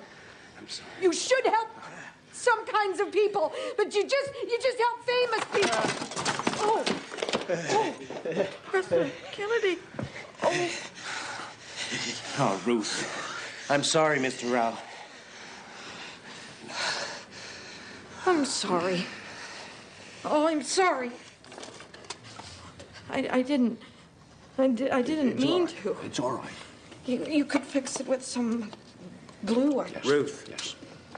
I think you've done enough. You okay? I'll be quiet now. No, Dad, don't sit. We're leaving. We're going home now to rest. It's okay. It's okay. I tell you what, I'll make some calls, and if I turn up anything, I'll contact you. But I can't promise you anything. I'm sorry. Tony. Senator. Walter, how are you?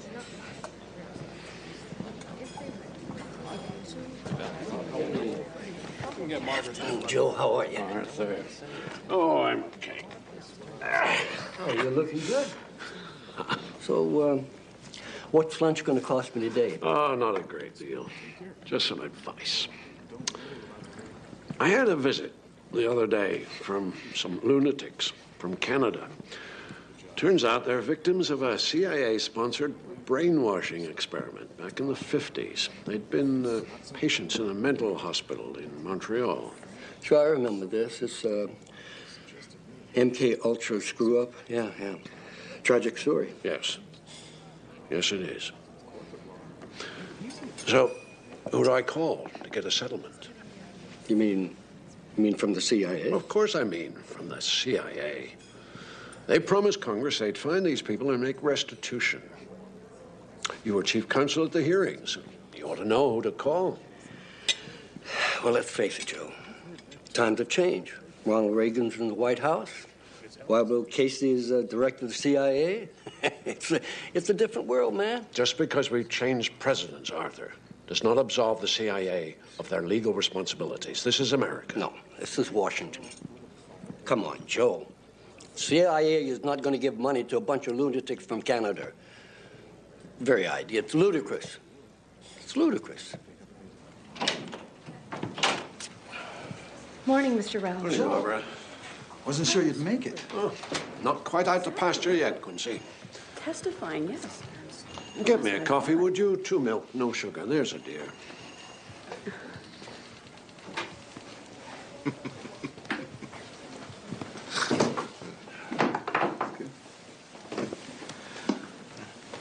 Joe, that's the new junior. Jane Conroy, first in her class at Duke. And getting coffee should be fairly easy.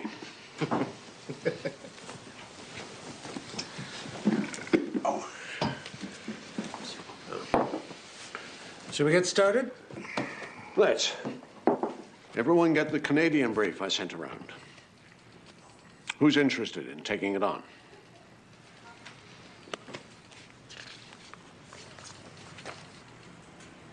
Come on, gentlemen. This is a winnable case that's clearly in the public interest. This is what we do. Who wants it? I don't see how you can call this a winnable case, Joe. The CIA admitted to Congress that they were wrong. No. They offered some money and then they withdrawn the offer. They never admitted liability. Anyway, they're not liable. All this happened in Canada. There's no tort here, Joe. What do you mean there's no tort? They sponsored human experimentation, for Pete's sake. We're all in agreement on this, I'm afraid, Joe. We don't see a case. What about you, Conroy?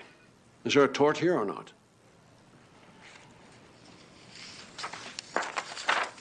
Well, as far as I can tell, yes, there seems to be. That's ridiculous. Let her finish.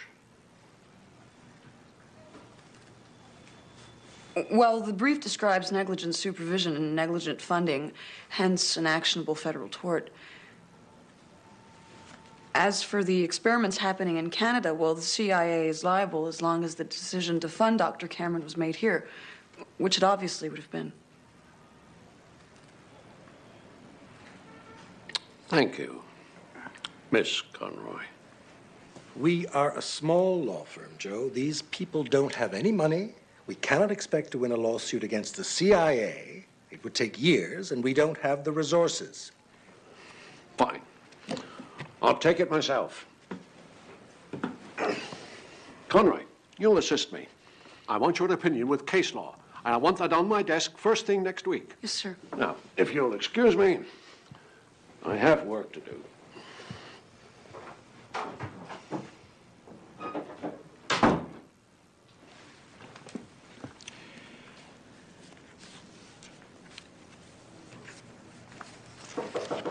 Yeah. My opinion, Mr. Rao.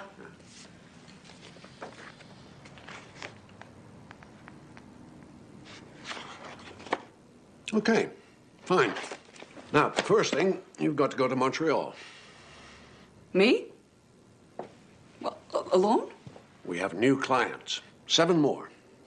Somebody's got to interview them. 7 new clients? Oh my God, how many people did Cameron do this to? Nobody knows. His family destroyed the records after he died. Contact that Aaron Rothenberg. He'll set up appointments for you. You know I've never done this, Mr. Rao. It's not rocket science, Conroy. All you have to do is ask them the pertinent questions. What treatments did they consent to, if any? Did they sign releases? Were they told that these were experimental treatments? What were they diagnosed with in the first place? Have any of them filed lawsuits in Canada? Hold on. In Canada. Okay, is that it? No, Conroy, that is not it. We need their complete life stories in detail, before, during, after Cameron, everything, okay? These are our witnesses. You understand? Oh, yes. Everything. Yes. I really need you to answer these questions. Yeah. Like, were you ever told that depatterning was an experimental procedure? Where are the squirrels? Where are they? Maybe if you can just concentrate a bit? Yeah, concentrate. I just want you to tell me what you remember about depatterning. You know, the electroshock. I mean, you did receive electroshock, right? I don't remember nothing from then. That was the whole idea, right? All gone. I know, but maybe you could try. Concentrate. See, it's a nice day, but there's no squirrels there. No squirrels, no pigeons, nothing. There's a squirrel there. Yeah, there's a squirrel. Squirrel, how fancy, squirrel. Yeah. Plaisir d'amour ne dure Mrs. Langlebin? qu'un Mrs. Langlebin, we were talking about the Allen Memorial Institute. You remember Dr. Cameron? Here in Montreal, you were a patient, remember? Mrs. Langlebin? Plaisir d'amour ne dure qu'un moment. Mrs. Langlebin, please. This was in Kenora. Small place, but packed. And here I am shaking like some opera singer with a vibrato. Plaisir d'amour. That's what they said in the paper, so it must be true. Well, you were one of the patients that received LSD, is that correct? Well, that was a long time ago. Well, do you remember if that was part of the psychic driving treatment? I don't know. I don't. Okay, well, did you receive the LSD before you started on electroshock or after? I can't talk about that. Ruth, she really needs you to tell her what happened to you. I can't. I don't remember. Well, what do you remember? I can't talk about it. I can't. Well, why did you come to Washington if you can't remember? You were ready to talk about it then, weren't you? Yes. No. Look, you don't know. I tried. I can't. I do remember what happened to you. You know you do. Yes, you do, Mrs. Farmer. Now, come on, please. We need you. Nobody else can tell me what happened. Are you going to lose this case because you're too shy to tell me what happened? Shut up! You shut up! Ruth, please! Mrs. Farmer! Why won't you listen to me? I can't remember! Ruth, listen to me. Oh, okay, It's okay. I'm sorry. You don't have to think about it anymore. I don't remember. It's okay. I do remember. I don't remember. It's over. It's over. Calm down. Just calm down. Calm down. I guess things didn't really work out, eh? Yeah, we've got some serious problems. You know, Ruth isn't always that touchy. Maybe you could talk to her again sometime. Yeah, maybe. There. Oh, damn it. I shouldn't have come this way. Do you mind if we, No, sure.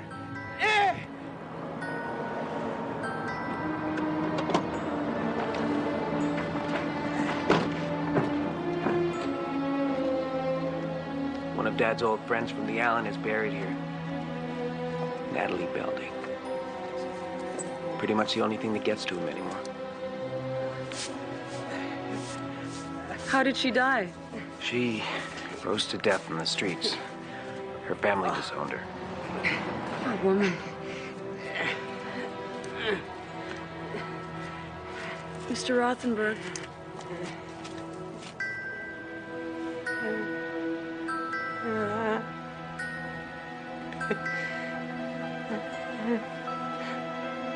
Now, I believe.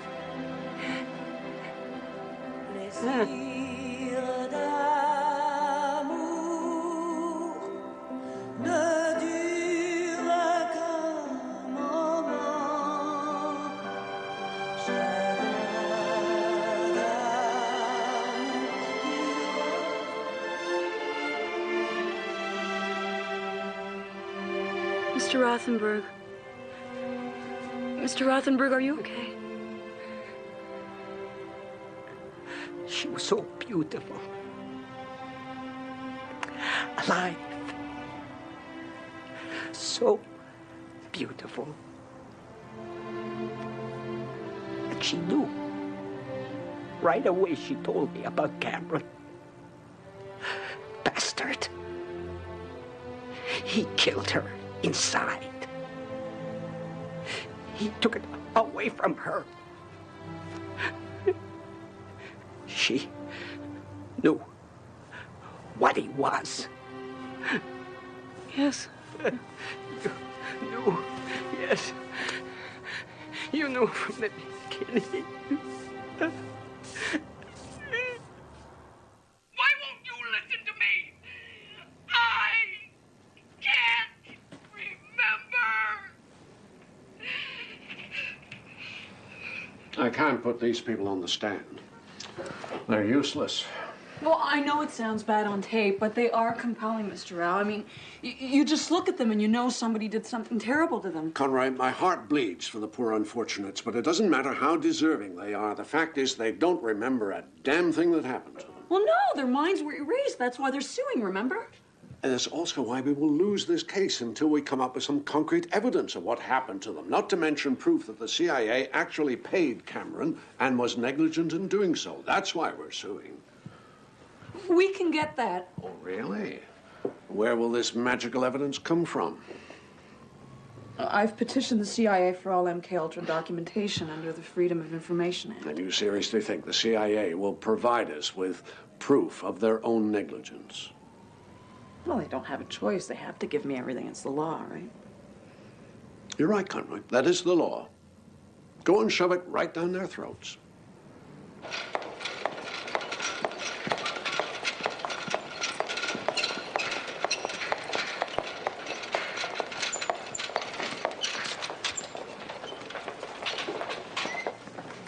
Hi, I'm here to pick up copies of all files pertaining to the MKUltra program. Just a minute, please.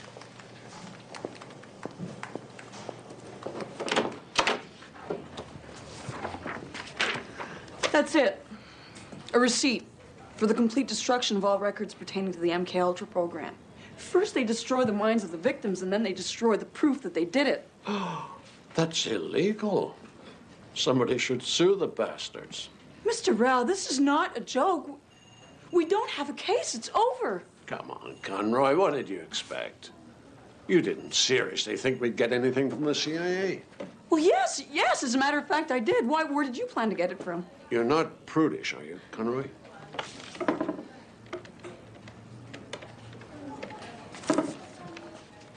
Lucas. Hey, check this out. Check it out. Yo, looking fine. Looking good.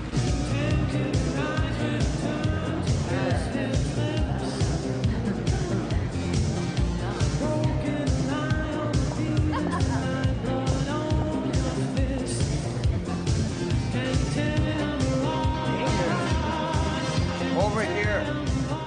Hello. You Conroy? Yeah, you must be Lucas. Come up. Come up. I got it back. I get followed a lot, but I figure, like, what are the chances that my tale is gonna pass unnoticed in here? And how many black lesbian federal agents do you know? What do you want from me? I need documentation pertaining to the MKUltra program. There is no documentation on that. They destroyed everything when they closed that little project down. That was in Yeah, I know. 1972, dear. I know, but Mr. Rao felt you might be able to work around that. So let me get this straight now.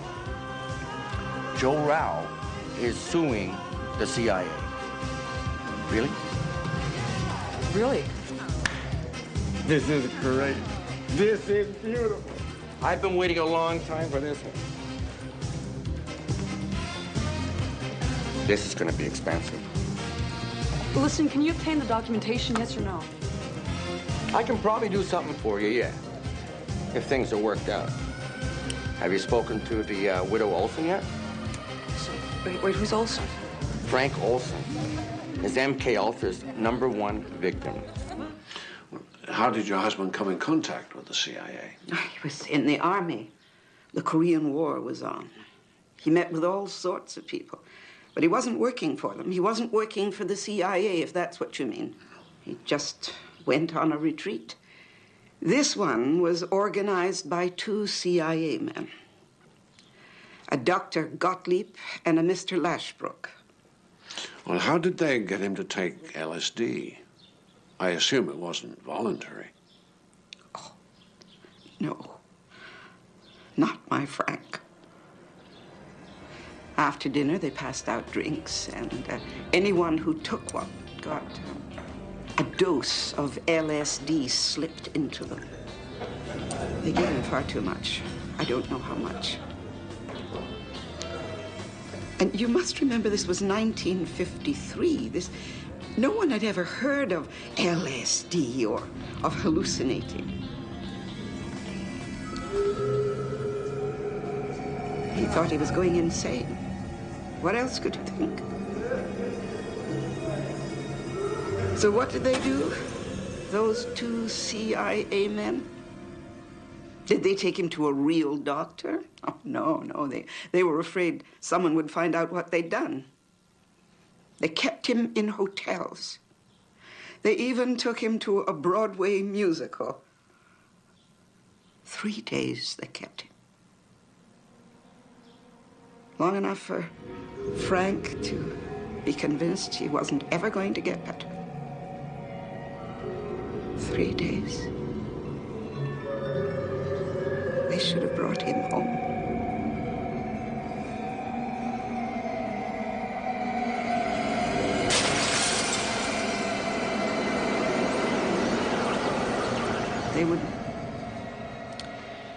They wouldn't even let me see the body.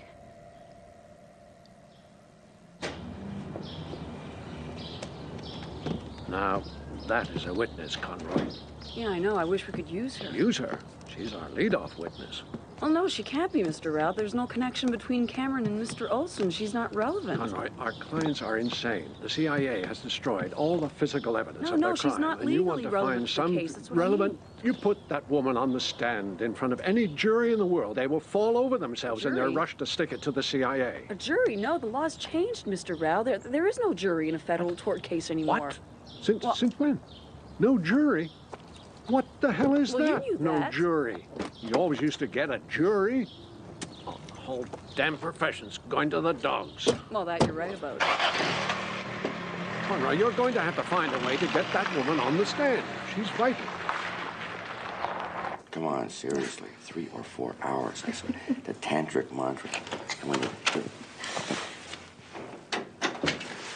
Merry Christmas.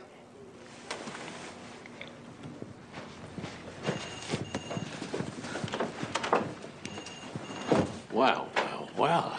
I see we hit the jackpot. Yes, sir. Lucas. Joe, pompous old fart. You owe me on this one. Now, where exactly did all this come from? Well, you see, Joe, most people tend to think that the CIA is some kind of secret spy thing, but really, when you get down to it, what is it, Joe?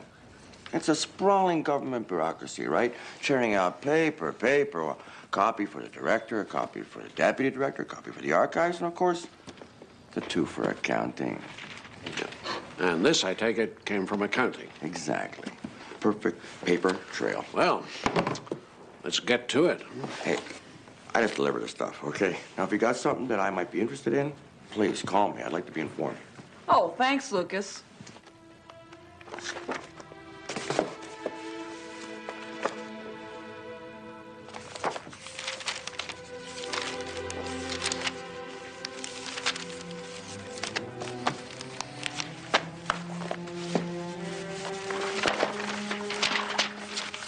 I can finish this, Mr. Rao. You don't need to stay. Paper trail, my ass. Bunch of junk. Where's this supposed to lead us? Bar receipts, hotels, car rental agencies. Oh, man, I'm going home.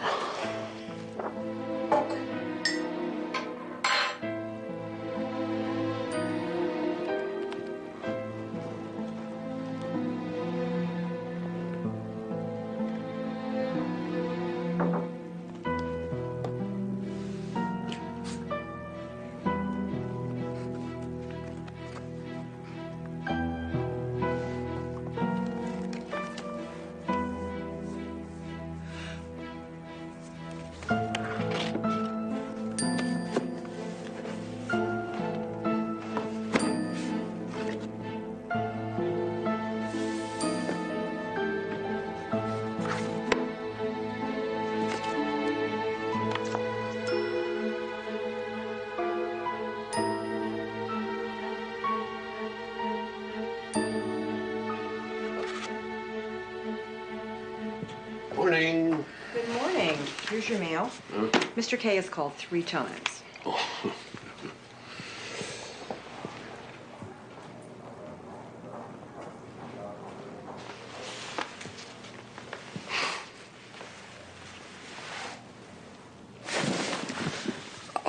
Do you not have a home, Conroy?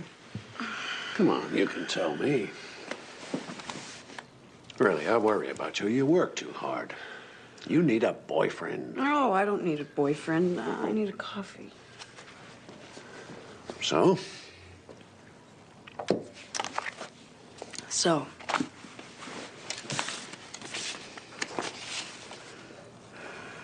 Grant application.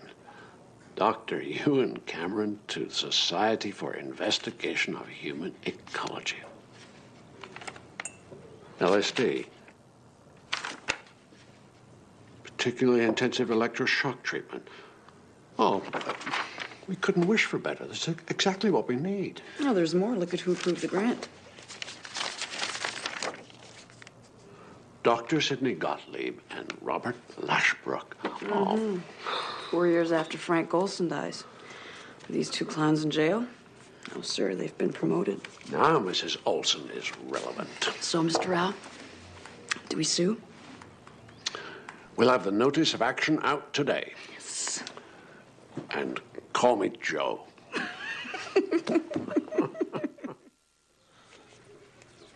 9 former patients of Dr. Ewan Cameron are now suing the CIA for their part in the now infamous brainwashing experiments carried out at the Allen Memorial Institute in the 1950s and 60s. Although only 9 plaintiffs are identified in the suit, estimates place the number of potential victims at anywhere from 100 to 1,000.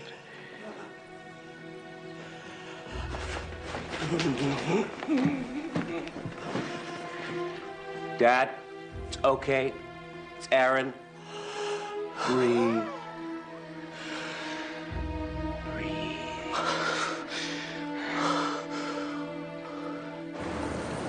Judge Lochner got that case against the CIA. How convenient. Just wonder what strings they pulled to get him off.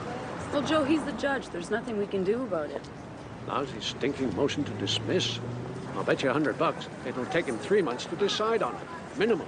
Oh, come on. He won't even consider it. It's transparent. Yeah, it's transparent. And the CIA filed it anyway.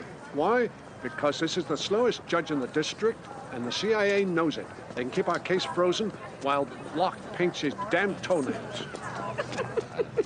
In the matter of Rothenberg et al. Versus the United States, defense has filed a motion to dismiss. Now, before I consider this motion, does counsel for the plaintiff wish to add additional argument? Your Honor, defense has presented absolutely no factual basis for their motion. They're deliberately wasting the court's time. Mr. Rao, I have said that I intend to consider this motion, and I've offered you an opportunity to present additional argument to refute it. Now, do you wish to do so or not? Motion refutes itself, Your Honor. Yes, well, we'll just see about that, won't we? The motion is now pending. Discovery is frozen. Your Honor, given the advanced age of many of my clients, I ask the court's indulgence to allow discovery to proceed, pending your decision. There's a motion pending. Discovery is frozen. Now, if you're so eager to speed things up, then I suggest you approach defense regarding a settlement. We have already done so, Your Honor. I am aware of no such approach, Your Honor. Your Honor, I personally called General Counsel for the CIA and was rebuffed out of hand. The General Counsel is not the attorney of record in this case. If Mr. Rao is in fact serious about a settlement, then he should know enough to approach the attorney of record. Mr. Krantz, are you stating that defense is ready to seriously discuss settlement? We are, Your Honor. You have your answer, Mr. Rao. Court is adjourned. French, what the hell was all that about? I was told point blank you wouldn't settle. I'm ready to settle. Say, 10,000 a head. That is an insult, Mr. Krantz. A complaint seeks damages of $1 million per victim. This is a nuisance case, Mr. Rao. I'm offering you a nuisance settlement. Do you want it or not? You call destroying 9 people's lives a nuisance? No.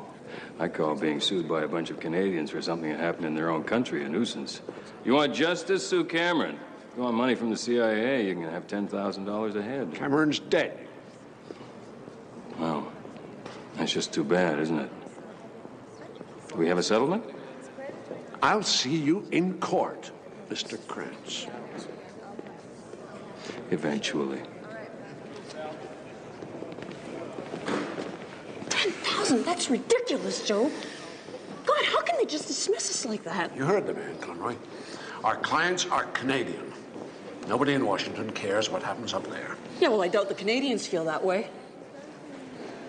Good.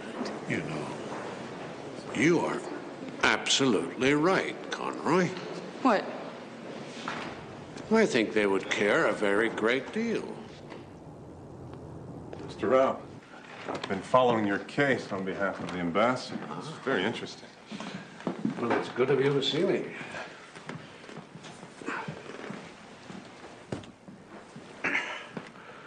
What can we do for you? You can get the CIA to settle my case. If only it was that easy. I'm afraid the Canadian government has no control over the actions of the CIA. Oh, come on. We both know how things work in this town. Do we? Well, if you don't, I'd like to talk to someone who does. All right, Mr. Rao, what exactly are you looking for? Pressure. I want your government to make one hell of a public stink over this. The CIA isn't going to take my clients seriously until somebody forces them to. And you think the Canadian government can do that? I know you can. The question is, are you going to?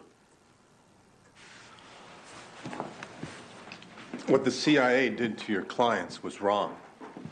And my government strongly feels that they, the CIA, should provide restitution. We're working very hard to make that happen. When? Excuse me? When are you going to make it happen? Mr. Rao, that's not up to us. All we can do is apply pressure through diplomatic channels. Are you saying that you're going to get the CIA to settle or not? In time, we believe that, yes, we can convince them to agree that... I have your word on that. No, Mr. Rao, please.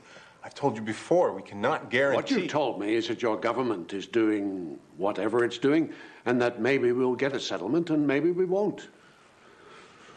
Thank you, Mr. Secretary. You've been a great help.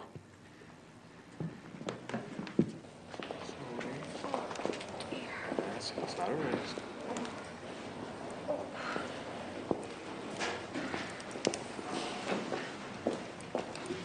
Flo?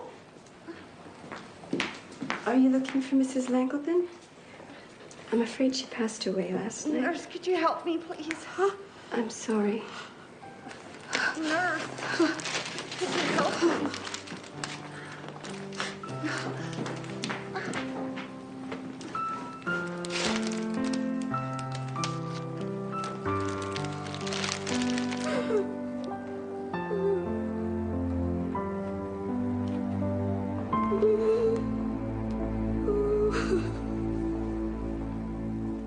Please, Joe, think of it from our point of view. Neither you nor Miss Conroy are billing anything like your real hours. You're chewing up the secretarial pool, and you're doing all this for an unwinnable case that's been frozen for months. You're not telling me anything I don't know here. Joe, the partners won't accept it. You've had a crack at it. It didn't work. What do you mean it didn't work? We haven't gone to trial yet. Oh, come on, Joe. You're not going to trial. Joe, oh, excuse me, Mr. Rao, can I talk to you for a second? I'm in the middle of something. It's important, sir. Well, spit it out. Flo Langleton's dead. We have to do something. You have to drop the case. Oh, excuse me, Mr. Leitner, that's not what I meant. You have a better idea? Yes. Yes, I think we should petition the Director of Appeals and have him force Locke to rule. Oh, for Christ's sake, Conroy. It'll work, Joe. Locke should have ruled months ago. It isn't done. In the real world, you do not go over a judge's head. He'd never forgive us. Okay, he doesn't like us. He's still a judge. He's still bound by the law. Look, if we're going to lose this case, at least we can do it in court. She's right, Joe.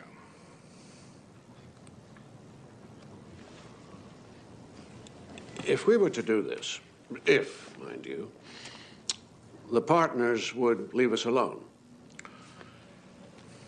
For a while.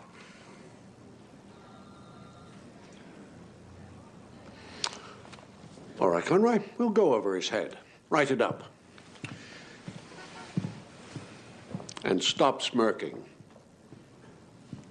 Yes, sir. All rise.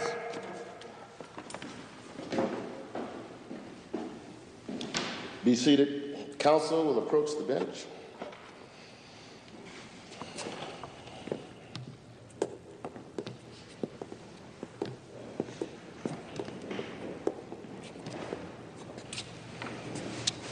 Mr. Rao, I do not look kindly on anyone going over my head to complain about how I handle my courtroom.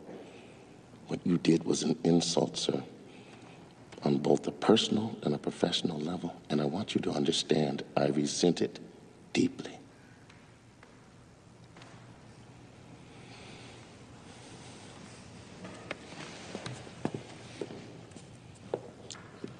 On direction from the Administrator of Federal Courts, I am compelled to hand down my ruling at this time. In the matter of defense's motion to dismiss the case of Rothenberg et al. Versus the United States, after careful and thorough consideration, this court has no choice under law but to deny the motion. The case may proceed forthwith, and I hereby declare discovery open.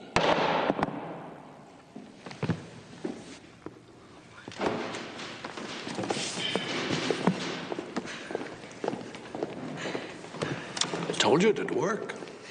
What? Now, Lashbrook was hands-on, but Gottlieb had the final say. Well, he was in charge of the whole project. What he knew about Cameron is key, Joe. But just remember to focus on negligence, right? Negligence, negligence, negligence. That's our bread and butter. Ask them how they supervised Cameron. If they asked them questions, if they cared about the patients. This may come as a surprise to you, Conroy, but I have deposed people before. I'm sorry. I'm nervous. You approved the grant to Dr. Cameron, didn't you, Dr. Gottlieb? Yeah. Was that application reviewed by anyone on the CIA's medical staff? I don't remember. What did you know of Dr. Cameron's work when you approved the grant? Whatever I was told by the people who worked for me who had recommended him. Did any of these people tell you that Dr. Cameron would subject his patients to massive doses of electric shock? Not that I recall. Or that these massive doses would be repeated even after the initial convulsion was induced, contrary to standard practice of the time. I said I don't recall being told about electric shock.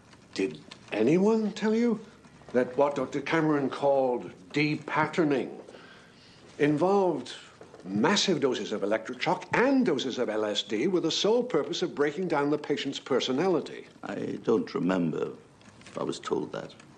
Did anyone tell you that psychic driving consisted of a continuously repeated message played on a looped tape recorder and that sessions would last all day or longer?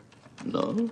That patients were subjected to up to 500,000 repetitions of a single statement? No. Did anyone tell you that patients were given paralytic injections to force them to listen to their tapes? And these injections were of non-standard drugs such as curare or even beeswax? I certainly don't recall that. Do you recall being told that Cameron would administer combinations of drugs that would cause patients to sleep for periods of up to and beyond 40 consecutive days? No, I don't recall that. Well, what exactly do you recall being told, Dr. Gottlieb? Not very much, it seems. No, not very much. Well, did you ever determine whether Dr. Cameron intended to tell his patients or their families that they were involved in experimental procedures as opposed to standard treatments? I felt that, as the doctor responsible, those were Cameron's concerns. Not the concerns of your agency, even though you were funding these particular experiments. That's correct. It was up to Dr. Cameron to take those steps. So you feel it was perfectly appropriate to fund human experimentation without first determining whether or not it was hazardous and could in fact cause permanent psychological injury? I believe Dr. Gottlieb has already answered that question. Yes, I suppose he has. Mr. Lashbrook, you were one of the people to approve Dr. Cameron's grant application, weren't you? I could have been. Well, is this your signature, or isn't it?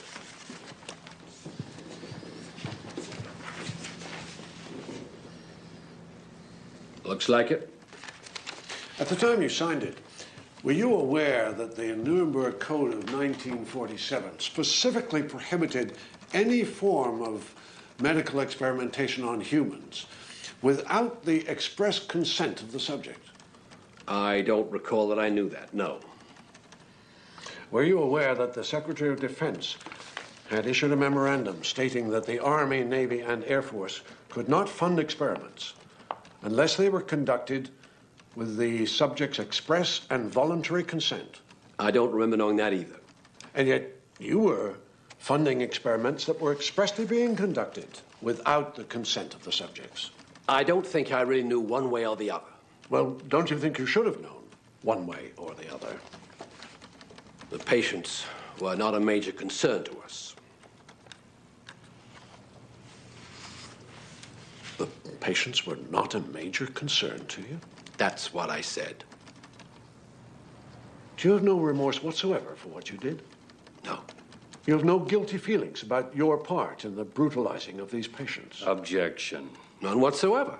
That was my job.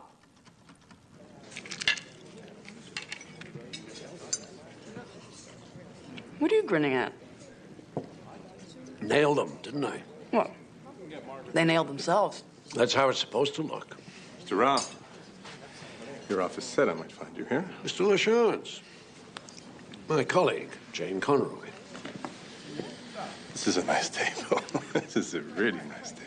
Won't you join us? Thank you. So I take it you have some news for us? Yes, I do. We hammered out an agreement. The CIA is ready to settle. Told you I nailed them. This is for real? They're ready to settle for how much? I'm afraid you're going to have to ask them that yourself. Anyway, our Minister of External Affairs, Mr. Clark, he discussed this in person with Secretary Schultz, and everybody agreed that the CIA should settle. I'm sure they'll be reasonable. So that's it? We win just like that? Just like that. I think a toast is in order. It was just a matter of time. Oh, you could have fooled us. Looked like they were going to fight us for every inch. Well, the agency likes to talk tough, but everybody knows that they're in the wrong here. Anyway, they admitted it. Cheers. Oh, they admitted it to who? To us, to the Canadian government. Right after the story broke, they apologized. They apologized? Officially? Of course. So there was an admission of guilt on record all this time. Yeah, which would have killed them in court. Bastards were just stringing us along hoping we'd quit, right? Well, anyway, it doesn't matter now, does it? You didn't quit. You won.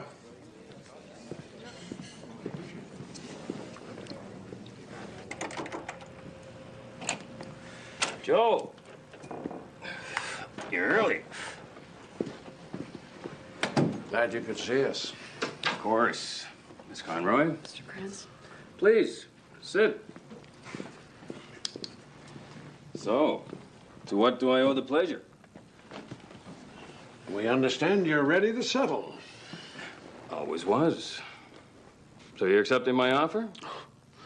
Not till we hear what it is. Same as always, Joe. 10,000 each. Oh, come on, don't play with me, Krantz. We know you've been instructed to make a deal. Oh, really? And who exactly instructed me to do that? The Secretary of State, as I understand it, has promised the government of Canada that you will settle with us. Well, Secretary Schultz shouldn't make promises he can't keep. Well, clearly you're not aware of the background here. The Canadian government is not going to let you brush us off any longer. Joe, I'm afraid it's you who's not aware of the background here. Canadian government isn't going to make a stink over this. Oh? And why not? Because they funded Cameron, too. Just like we did. They what? Paid Cameron. For years. So don't expect them to start slinging any mud on your behalf, Joe, no matter what they told you. They want this to go away quietly. Look, I don't want to be unreasonable. I could go maybe as high as 20,000 each. Let you save some face. Oh, no way. That doesn't change anything. You're still liable. That's all you're gonna get. Why don't you think about it? Give me a call. Let's go.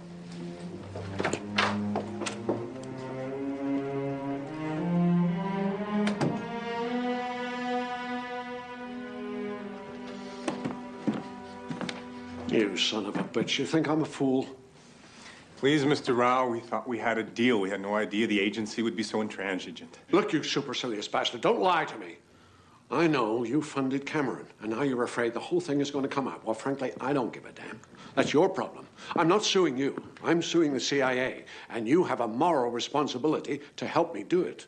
We've already exhausted every means of doing that, Mr. Rao. I'm sorry. So now you just wash your hands of the whole thing. You walk away. No, as a matter of fact, Mr. Rao, Parliament has just commissioned a former member of the House to undertake a thorough and impartial inquiry. Well, that is mighty noble of you, but that is in Canada. That doesn't mean a thing to the CIA. You can't just let these bastards off the hook. I need your help. I need that apology you were talking about. I'm afraid I misspoke there. There is no official record of an apology. What the hell does that mean? All correspondence from one government to another remains the property of the sender. In this case, any apology, if one existed, would remain the property of the CIA. We would have to have their permission to release it, if such a document existed. The CIA tortures people in a hospital in your own country, and you cover it up for them? How the hell can you do that? How can you protect the CIA and not your own citizens? You sure got to hand it to the agency. They know how to pick their victims.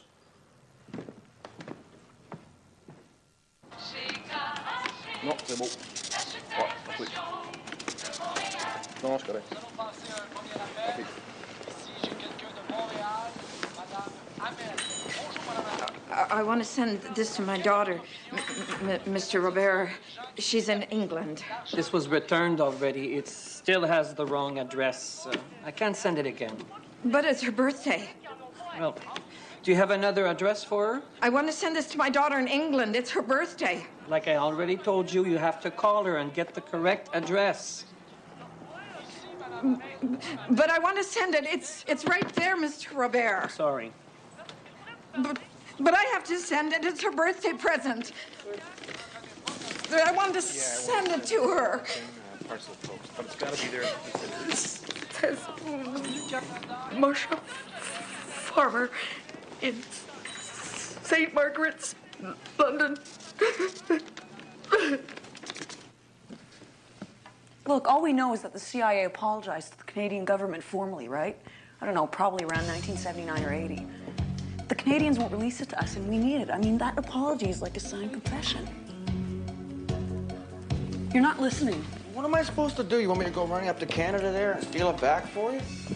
I don't think so. I got some advice for you, young lady. Comes from two words. Get real. So that's it, we're sunk. We can't get it. Not that way. Ice? No, nothing. But what would you say if I could get hold of the CIA man who delivered the apology? You work with that? Get a subpoena on that guy? No, Lucas, I mean, the last time I checked, the CIA was fairly reluctant to identify their agents. I know it's a tough job, but like, maybe somebody can get it done. Now, if that somebody could get it done, come on, dance, come on, move it up a little. No. Could you use it if I could get it for you? Yes. No, I could, absolutely. Then good. Do you really think you can do this? Maybe. Great. Hey, what's up? Yeah, I'm still down here at the Library of Congress. It's going to be a one-on-one. I need the Ottawa citizen. 1979 and 1980 also. All of them? Please.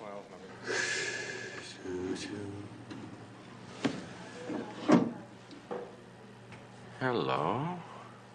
U.S. attaché? Oh, yes, the CIA boy is so predictable. I hope you know how many favors I had to pull in for you on this one. Well, you just remember that you owe me, okay? Okay. The CIA station chief in Ottawa at that time was a guy called Stanley Roberts. He's your man. Morning, Matilda. Morning. You know, Conroy, it's not often that I let a junior take a deposition. I mean, this is one hell of an opportunity for That I know. The trick to it is just to relax. Forget how important this Mr. Roberts' testimony is.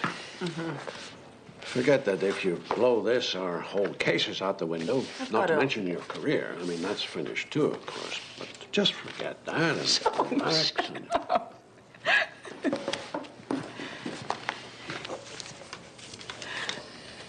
Where's Roberts? Oh, he's not coming. Well, he has to come. He's been subpoenaed. Motion to bar his testimony. On what grounds? National security. What do you mean, national security? You don't even know what we want to ask him. I'm just a junior. I was told to bring that here.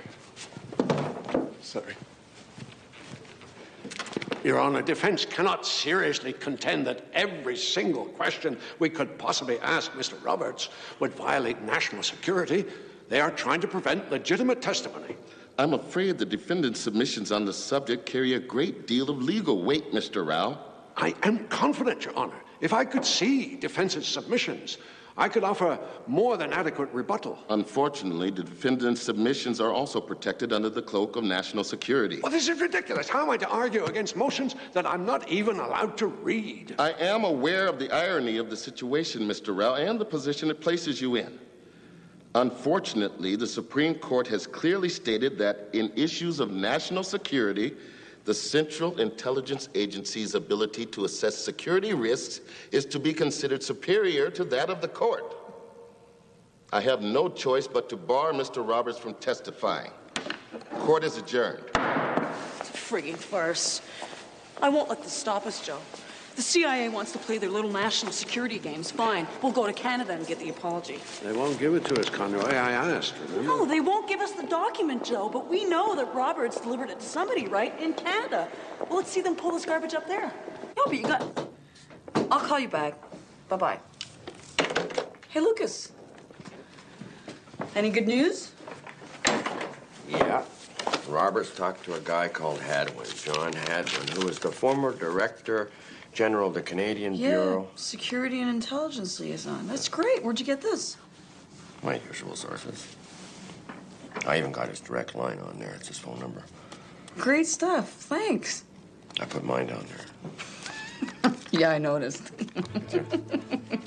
Hi. Yes, I'd like to speak to Mr. John Hadwin, please. My name's Jane Conroy. I'm an attorney with Joseph Brown Associates in Washington, D.C. Yeah, sure, I'll hold. Yep.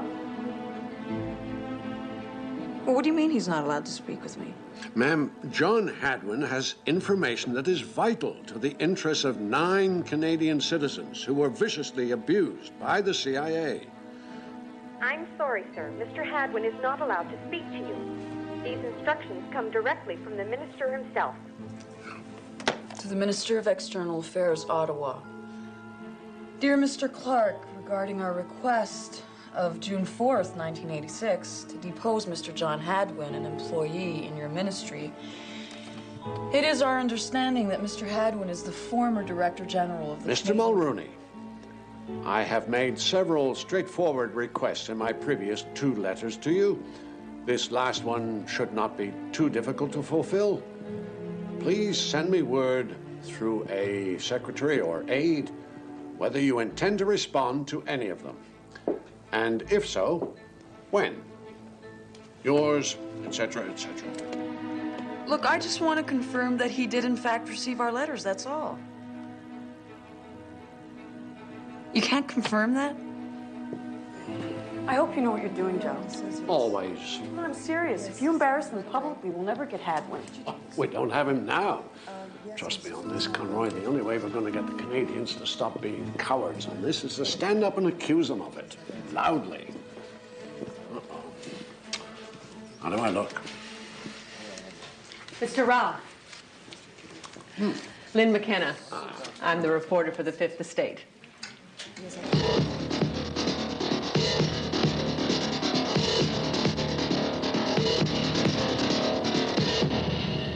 The Fifth Estate.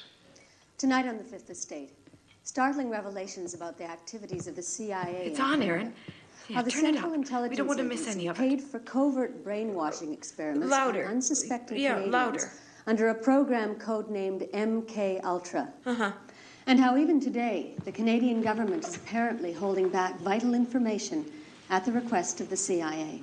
If Canada had secretly experimented on innocent American citizens, you think the U.S. government would just do nothing? Of course not. A few years before this case started, the CIA apologized for what it did in private to a Canadian government employee, John Hadwin. His testimony by itself would force the CIA to pay my clients. But your Canadian government has decided they won't let him talk to us. And you've made the government aware of how crucial this testimony would be? You bet I have. I've written to the Minister of External Affairs, to the Prime Minister. I've personally spoken to the ambassador. With no effect. If it had had an effect, I wouldn't be talking to you. I'd be talking to Hadwin. Speaker, I have a question on human rights for the Prime Minister. The Prime Minister knows that for over a year I have been writing to him and the Secretary of State for External Affairs, urging Canadian government support for the 9 Canadians who were unfortunately victims of CIA brainwashing experiments in Montreal. And last October, I warned how sad it would be if one of these victims should die before justice was done. Regrettably, with the sad death of Florence Long-Laban, that has now occurred. My question to the Prime Minister is this: could he tell the House why the government refuses to have the Canadian public servant, Mr. John Hadwin, testify in the U.S. proceedings when such testimony is deemed to be crucial in the defense of the Canadians? Hear, hear. Mr. Speaker, we are willing to allow Mr. Hadwin to be available in that regard. And my honourable friend is quite right when he... It's a waste of time, Diane. Look, tell that to the insurance company. You know, you have already canceled twice on Dr. Fredericks. This time you go. Joe, the Canadians are giving us Hadwin. What? I'll be right back. I have them on hold. That's wonderful news, Conroy. Wonderful. Rush hour traffic is finally beginning to thin out at last, but Ontario Provincial Police, working with Ottawa Police, they continue to clean up after this morning's accident on the Queensway. Westbound traffic is still up to 417 at Alpharetta, and you can only access the Queensway via... I got it. You got that? You okay? Yes. Okay, so Joe, this is very simple. All we need is to get the fact of the apology on record. Now just ask him, you know, like who delivered it and what it said. My bad hip gave out, Conroy, not my brain. I thought it was your good hip. Good hip? What good hip? I never had a good hip. I had a bad hip and a worse hip. I've got 2 worse hips. Ah, thank you. Would you hold that a moment? There you go. Who the hell are all these people? Good. Keep in touch with me. Joe! Let me introduce you around. What's going on here? This is Johnson from State and his assistant. Peterson and Smith from our embassy. My team, of course. Marker and Leslie from the agency. And Mr. Randolph would just be observing. Aren't there any Canadians here? Mr. Hadwin and his attorney, of course. Hello. Shall we get started? When I'm ready, friends. When I'm ready. Mr. Hadwin, at the time in question, you were the Canadian liaison with the CIA. Is that correct? I would object to the disclosure of any information that would confirm or deny the existence of any relationship between the Canadian government and the United States in the area of intelligence. You are not the witness's attorney here, Mr. Krantz. I wasn't talking to the witness. I'm the attorney for the defense, and I have the right to have my objections noted on the record. Oh, okay, fine. On what grounds are you objecting exactly? National security. We're in Canada, Mr. Krantz. Whose security are you talking about? Both. Canadian and American. Well, I don't see what counsel for the CIA has to say about Canadian national security, but I'm not going to waste my time on it. Your objection is on the record. Could you answer the question, please, Mr. Hadwin?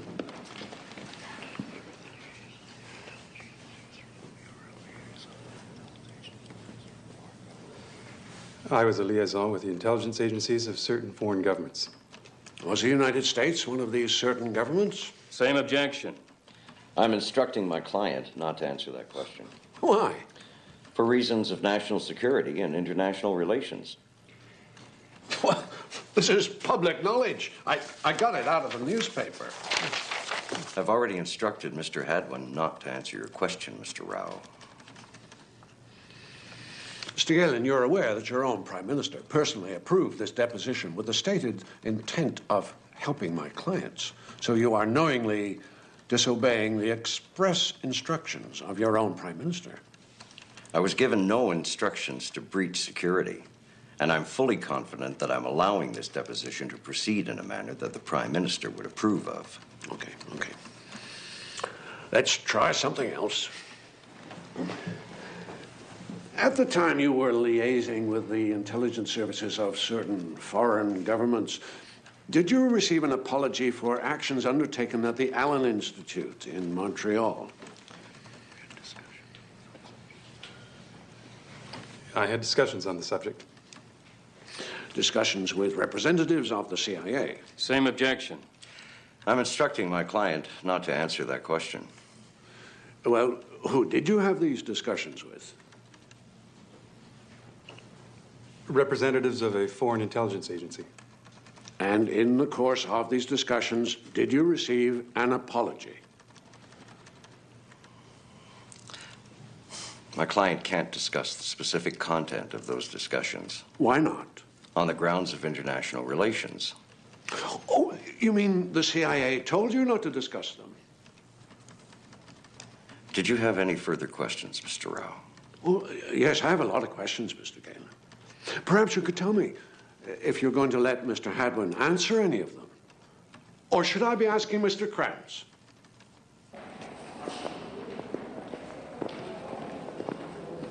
Absolutely nothing. We didn't get a damn thing. We'll go to the press, Joe. We'll raise the biggest goddamn stink. They won't get away with this. I mean, the Prime Minister promised we would get a real deposition. Oh. I'm tired, Conroy. Let's just go home and lick our wounds, all right? Yeah. It was an excellent exhibition. There was never anybody there. Excuse me. Mr. Rao, I'm glad I caught you. I was wondering if maybe we could get your reaction to the Cooper report. The what report? The Cooper report. You know, the independent report commissioned by the Canadian government on what happened at the Allen. You haven't read it? Those Canadians got nothing to do with us. Mr. Rao, you probably want to read this. It states that the Canadian government bears no legal responsibility for the actions of Dr. Ewan Cameron. It also defends the CIA. What do you mean, it defends the CIA? It says that the CIA is not legally responsible for its actions in funding Dr. Cameron. How the hell can a Canadian report decide that the CIA isn't responsible? It's irrelevant. Come on. What? Can I keep this? Sure. Opinion of George Cooper, QC, regarding Canadian government funding of the Allen Memorial Institute in the 1950s and 60s. It is essential that we do not legally or morally impose today's standards upon those who, in good faith, conducted themselves in accordance with the laws and ethics of the day. The simple fact is that massive electroshock and psychic driving, the most controversial of the treatments used by Dr. Cameron, did not appear as out of place at the time he used them, as they do today. Some psychiatrists firmly believe that some patients were indeed helped by these procedures. The patients selected for these treatments were very disturbed, and other psychiatric treatments had failed to help them. The work done by Dr. Cameron was not carried out for any improper purpose, but was intended by Dr. Cameron to be of therapeutic benefit to his patients. If his work in the field of massive electroshock, for instance, left a great deal to be desired from a scientific point of view, this in itself does not show that his work was aimed at any other purpose than the benefit of the patient. Cameron was a good doctor, in the sense that he understood his medical specialty. And he was a good man, in the sense that he was trying to do the best for his patients. There is no doubt that the CIA funded Dr. Cameron's experiments.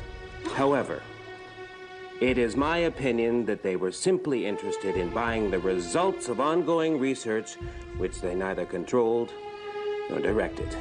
Since Cameron's treatments were in fact conducted for the ultimate benefit of his patients, I can only conclude that no tortious liability exists in this case.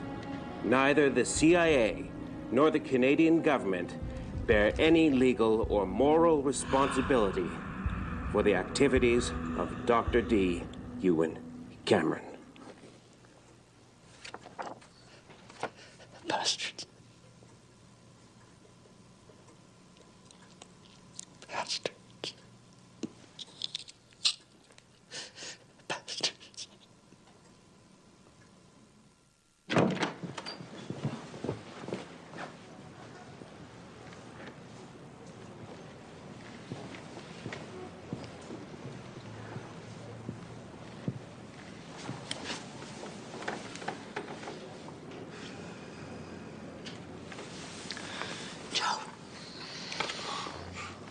Conroy.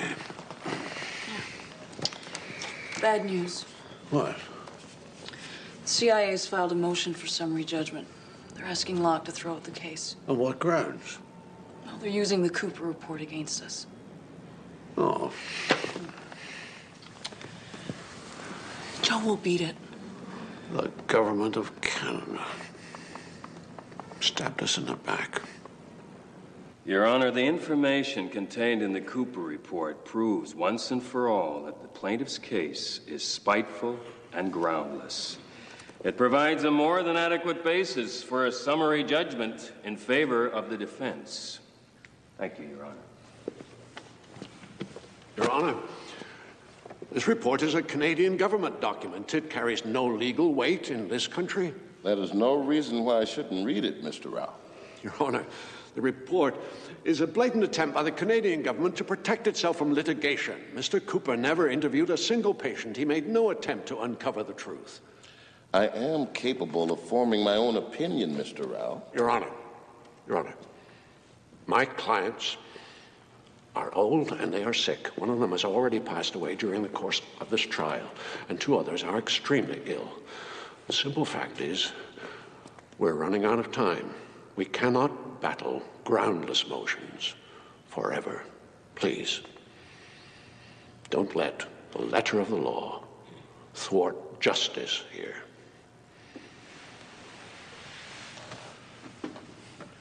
I sympathize, Mr. Rao, but I am bound by the rules of civil procedure. The motion is pending. Discovery is frozen. That is the law.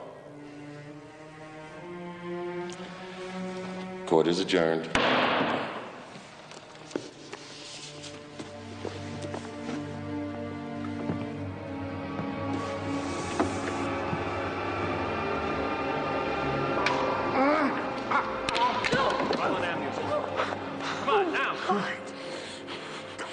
Don't move. You're going to be fine. We're going to get some help, okay? Just don't.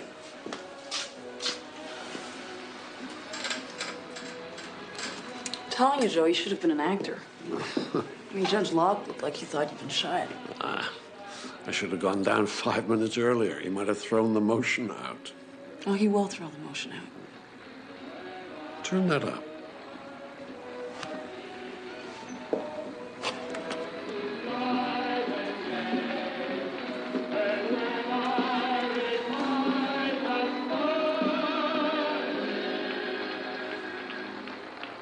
Sure they steal your heart away. Oh, well, this explains everything, don't you think? Well, I can't stomach this. Get me a coffee, will you? Should you be drinking coffee? It's only my hip. Go.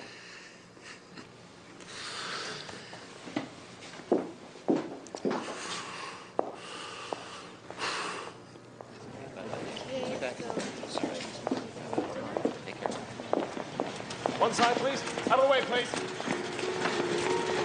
What's going on? He's having a heart attack. Just wait here, please.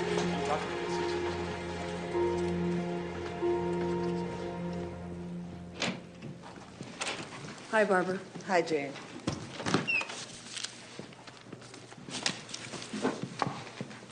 Oh, Jane, could I see you a moment? Sure.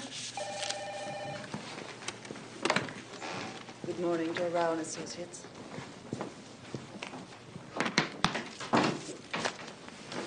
What's going on?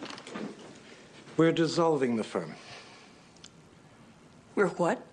Well, we can't very well be Joseph Rao and Associates without Joe, now can we? Well, Joe's recovering. He'll be back. Realistically, you know he won't. And I'm sorry that we really had no choice. What about my case? Christ, what about my job? That's 2 months severance. You're a good lawyer. You'll be fine.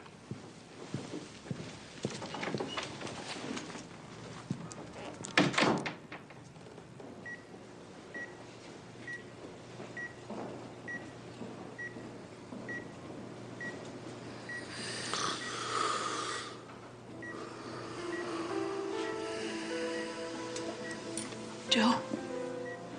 Conroy. How are we doing? The case. We're doing fine, don't worry about it. You hang in there, kid. It's your baby now. Don't you give up.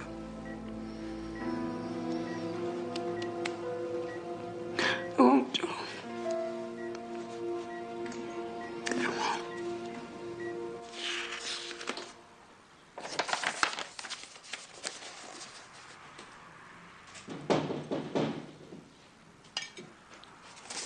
Just a second.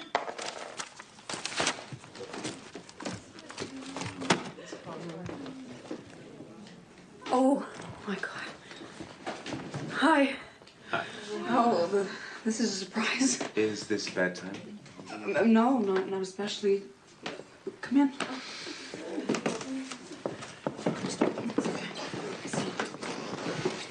Aaron told us that everything could be decided tomorrow, and so we told him, you bring us there. Well, it's not win or lose tomorrow, Ruth. I mean, the only thing that can be decided is that the judge could throw our case out of court. Filthy. Don't worry about it. Hey, don't touch that. Don't touch that. Sorry for the mess. Try to find maybe somewhere to sit. Everybody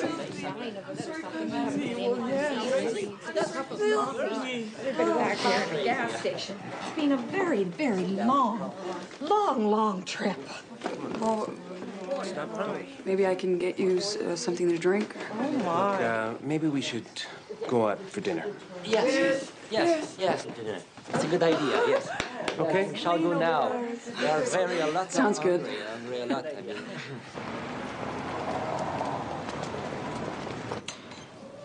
All rise.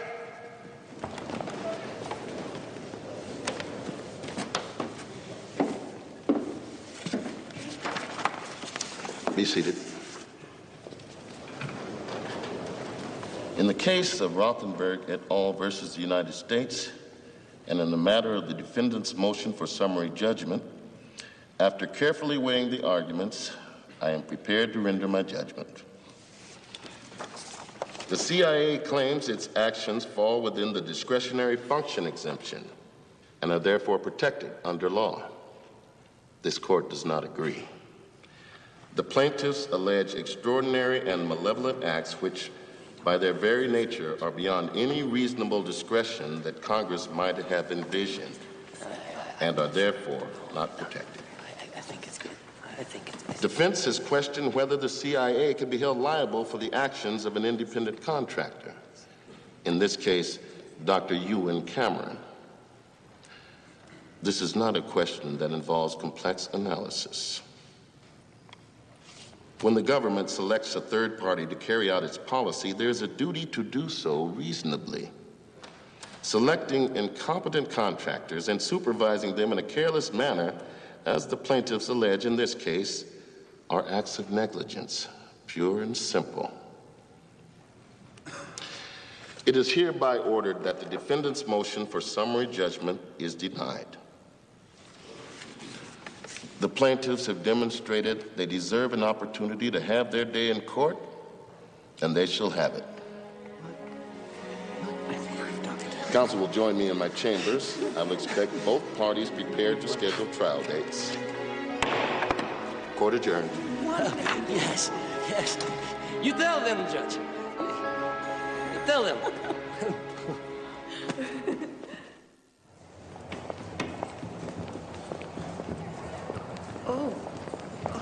You okay?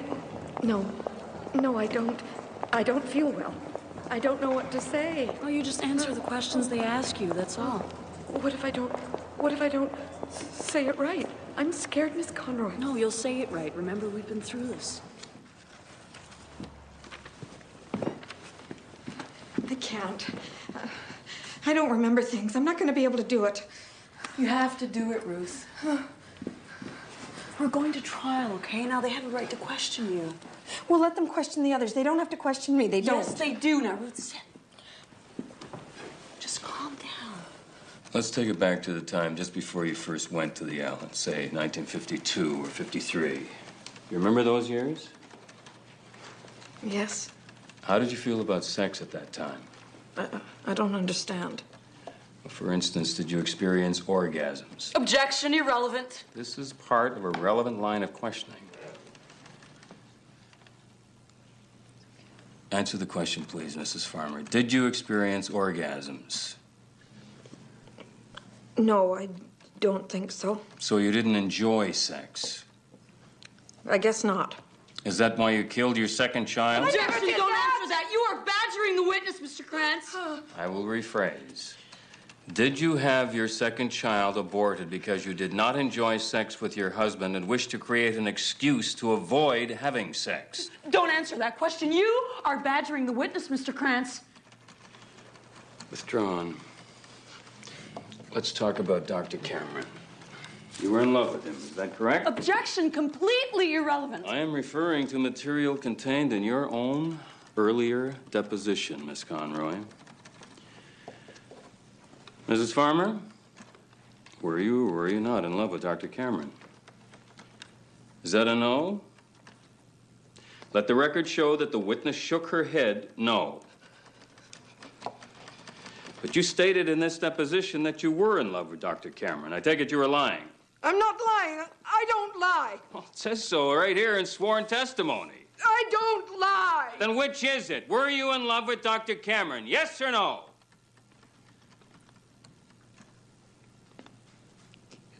What? Yes. Mrs. Farmer, do you think that being in love with a man who is not your husband is the same thing as being unfaithful? Or worse? All right, that is enough. The session is over. No! Ruth, it's okay. You don't have to do this. Yes, I do. I have to. You said I have to. No, Ruth, it's okay. He's just trying to hurt you. I know that. I know he's trying to hurt me. I lived through Cameron, you bastard. You think you can hurt me. You just try.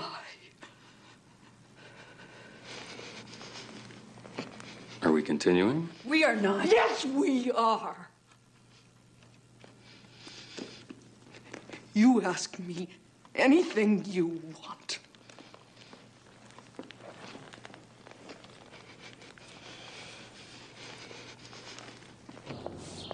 Miss Conroy, Mr. Rouse waiting for you. Thanks.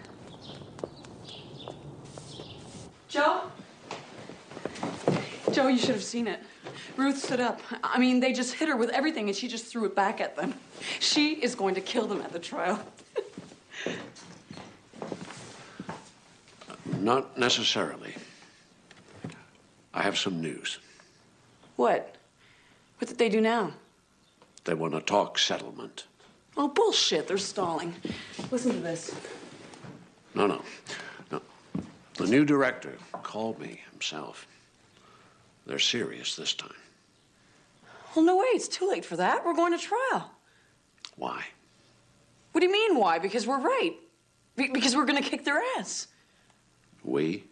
Okay, I'm going to kick their ass. And your clients. What about my clients? Let's say you win. Let's just pretend that you could afford to mount a trial, which you can't, but let's just say you could, and you win. What then? You think the CIA is going to stop there? No. They'll appeal. And if you win again, they'll appeal again and again and again and again until you go broke and give up. And your clients get nothing. You've got some nerve. You really have. You know that? How dare you tell me I'm not doing right by my clients?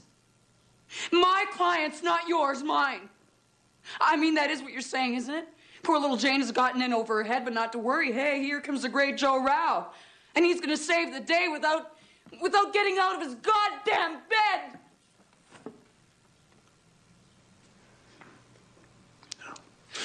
It's not about that, Conroy.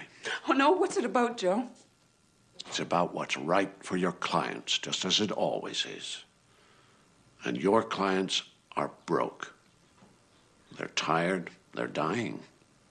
They need their money now.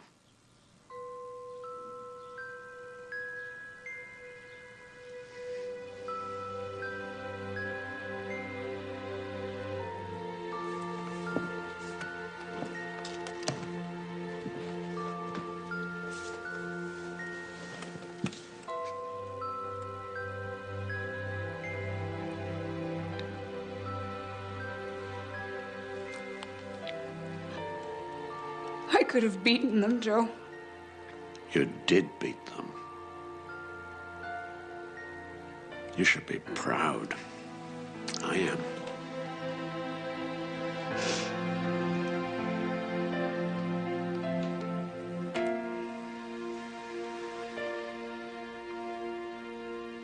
We do The CIA has offered a lump sum settlement of $750,000. Now, that is the most money they can legally pay out without direct intervention from the Attorney General. Okay. And that, well, sadly, is not something that happens. How much is that each? Well, that's about $94,000 for each of the 8 plaintiffs. Hardly $1 million. But hell of a lot more than zero, is it? It's American dollars, right? Oh, yeah, of course. Well, I don't care about the money. I want my day in court. They have to admit what they did. Yeah, well, I care about the money. I need the damn money. No! Everyone must know what they did. You deserve to go back to the loony bins. That's what you deserve. We all have our rights. I deserve my day in court. I have the right. Think about this carefully and try to calm down. Just stop yelling. It has to be done. Yes, buddy. Please, just stop it. Please. Oh, Miss Conroy, I don't think that any of us know what we should do. Well, I can tell you what I think, Ruth, but it's your decision.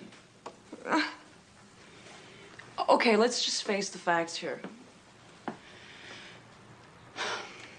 Now, this is not an admission of guilt. It's a settlement. If you accept it, the CIA gives you some money and you go home. And that's exactly what happens if you win in court. You get some money. Now, don't forget, this is a civil case. Nobody goes to jail. I mean, the CIA never apologizes.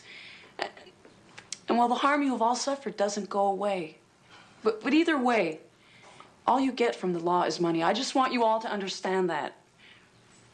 But, there's a but here. This isn't about the money. We all know that. And the CIA knows that, right? I mean, they didn't spend all these years fighting us because they wanted to save money. It would have been much cheaper to settle right away, but they wouldn't. Because the minute they give you $750,000, well, then the world knows the CIA is guilty as sin. That's how this story will be told. And it will be told. Mr. Krantz? Your Honor, we have reached an agreement. Miss Conroy? We have, Your Honor. Well, the court is pleased. Court adjourned.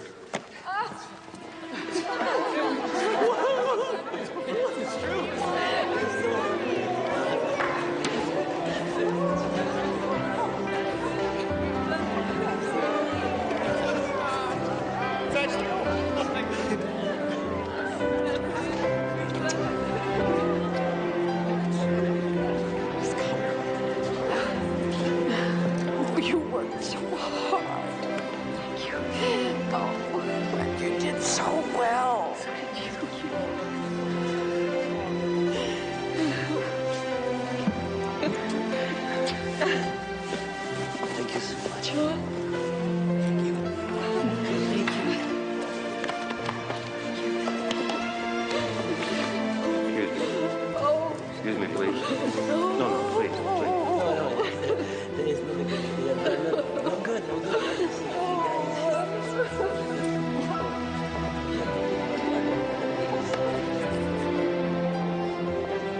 Excuse me, Miss Conroy, the CIA claims that they offered you a settlement just to get this thing over with, and they also maintain that they did nothing wrong.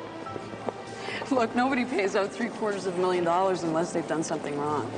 The CIA tried everything they could to avoid going to trial, and when they realized they couldn't, well, they settled. Because we made them. They couldn't beat us. We won. You write that down, mister. Let's go home, everybody. No, it's tomatoes. And it's American tomatoes.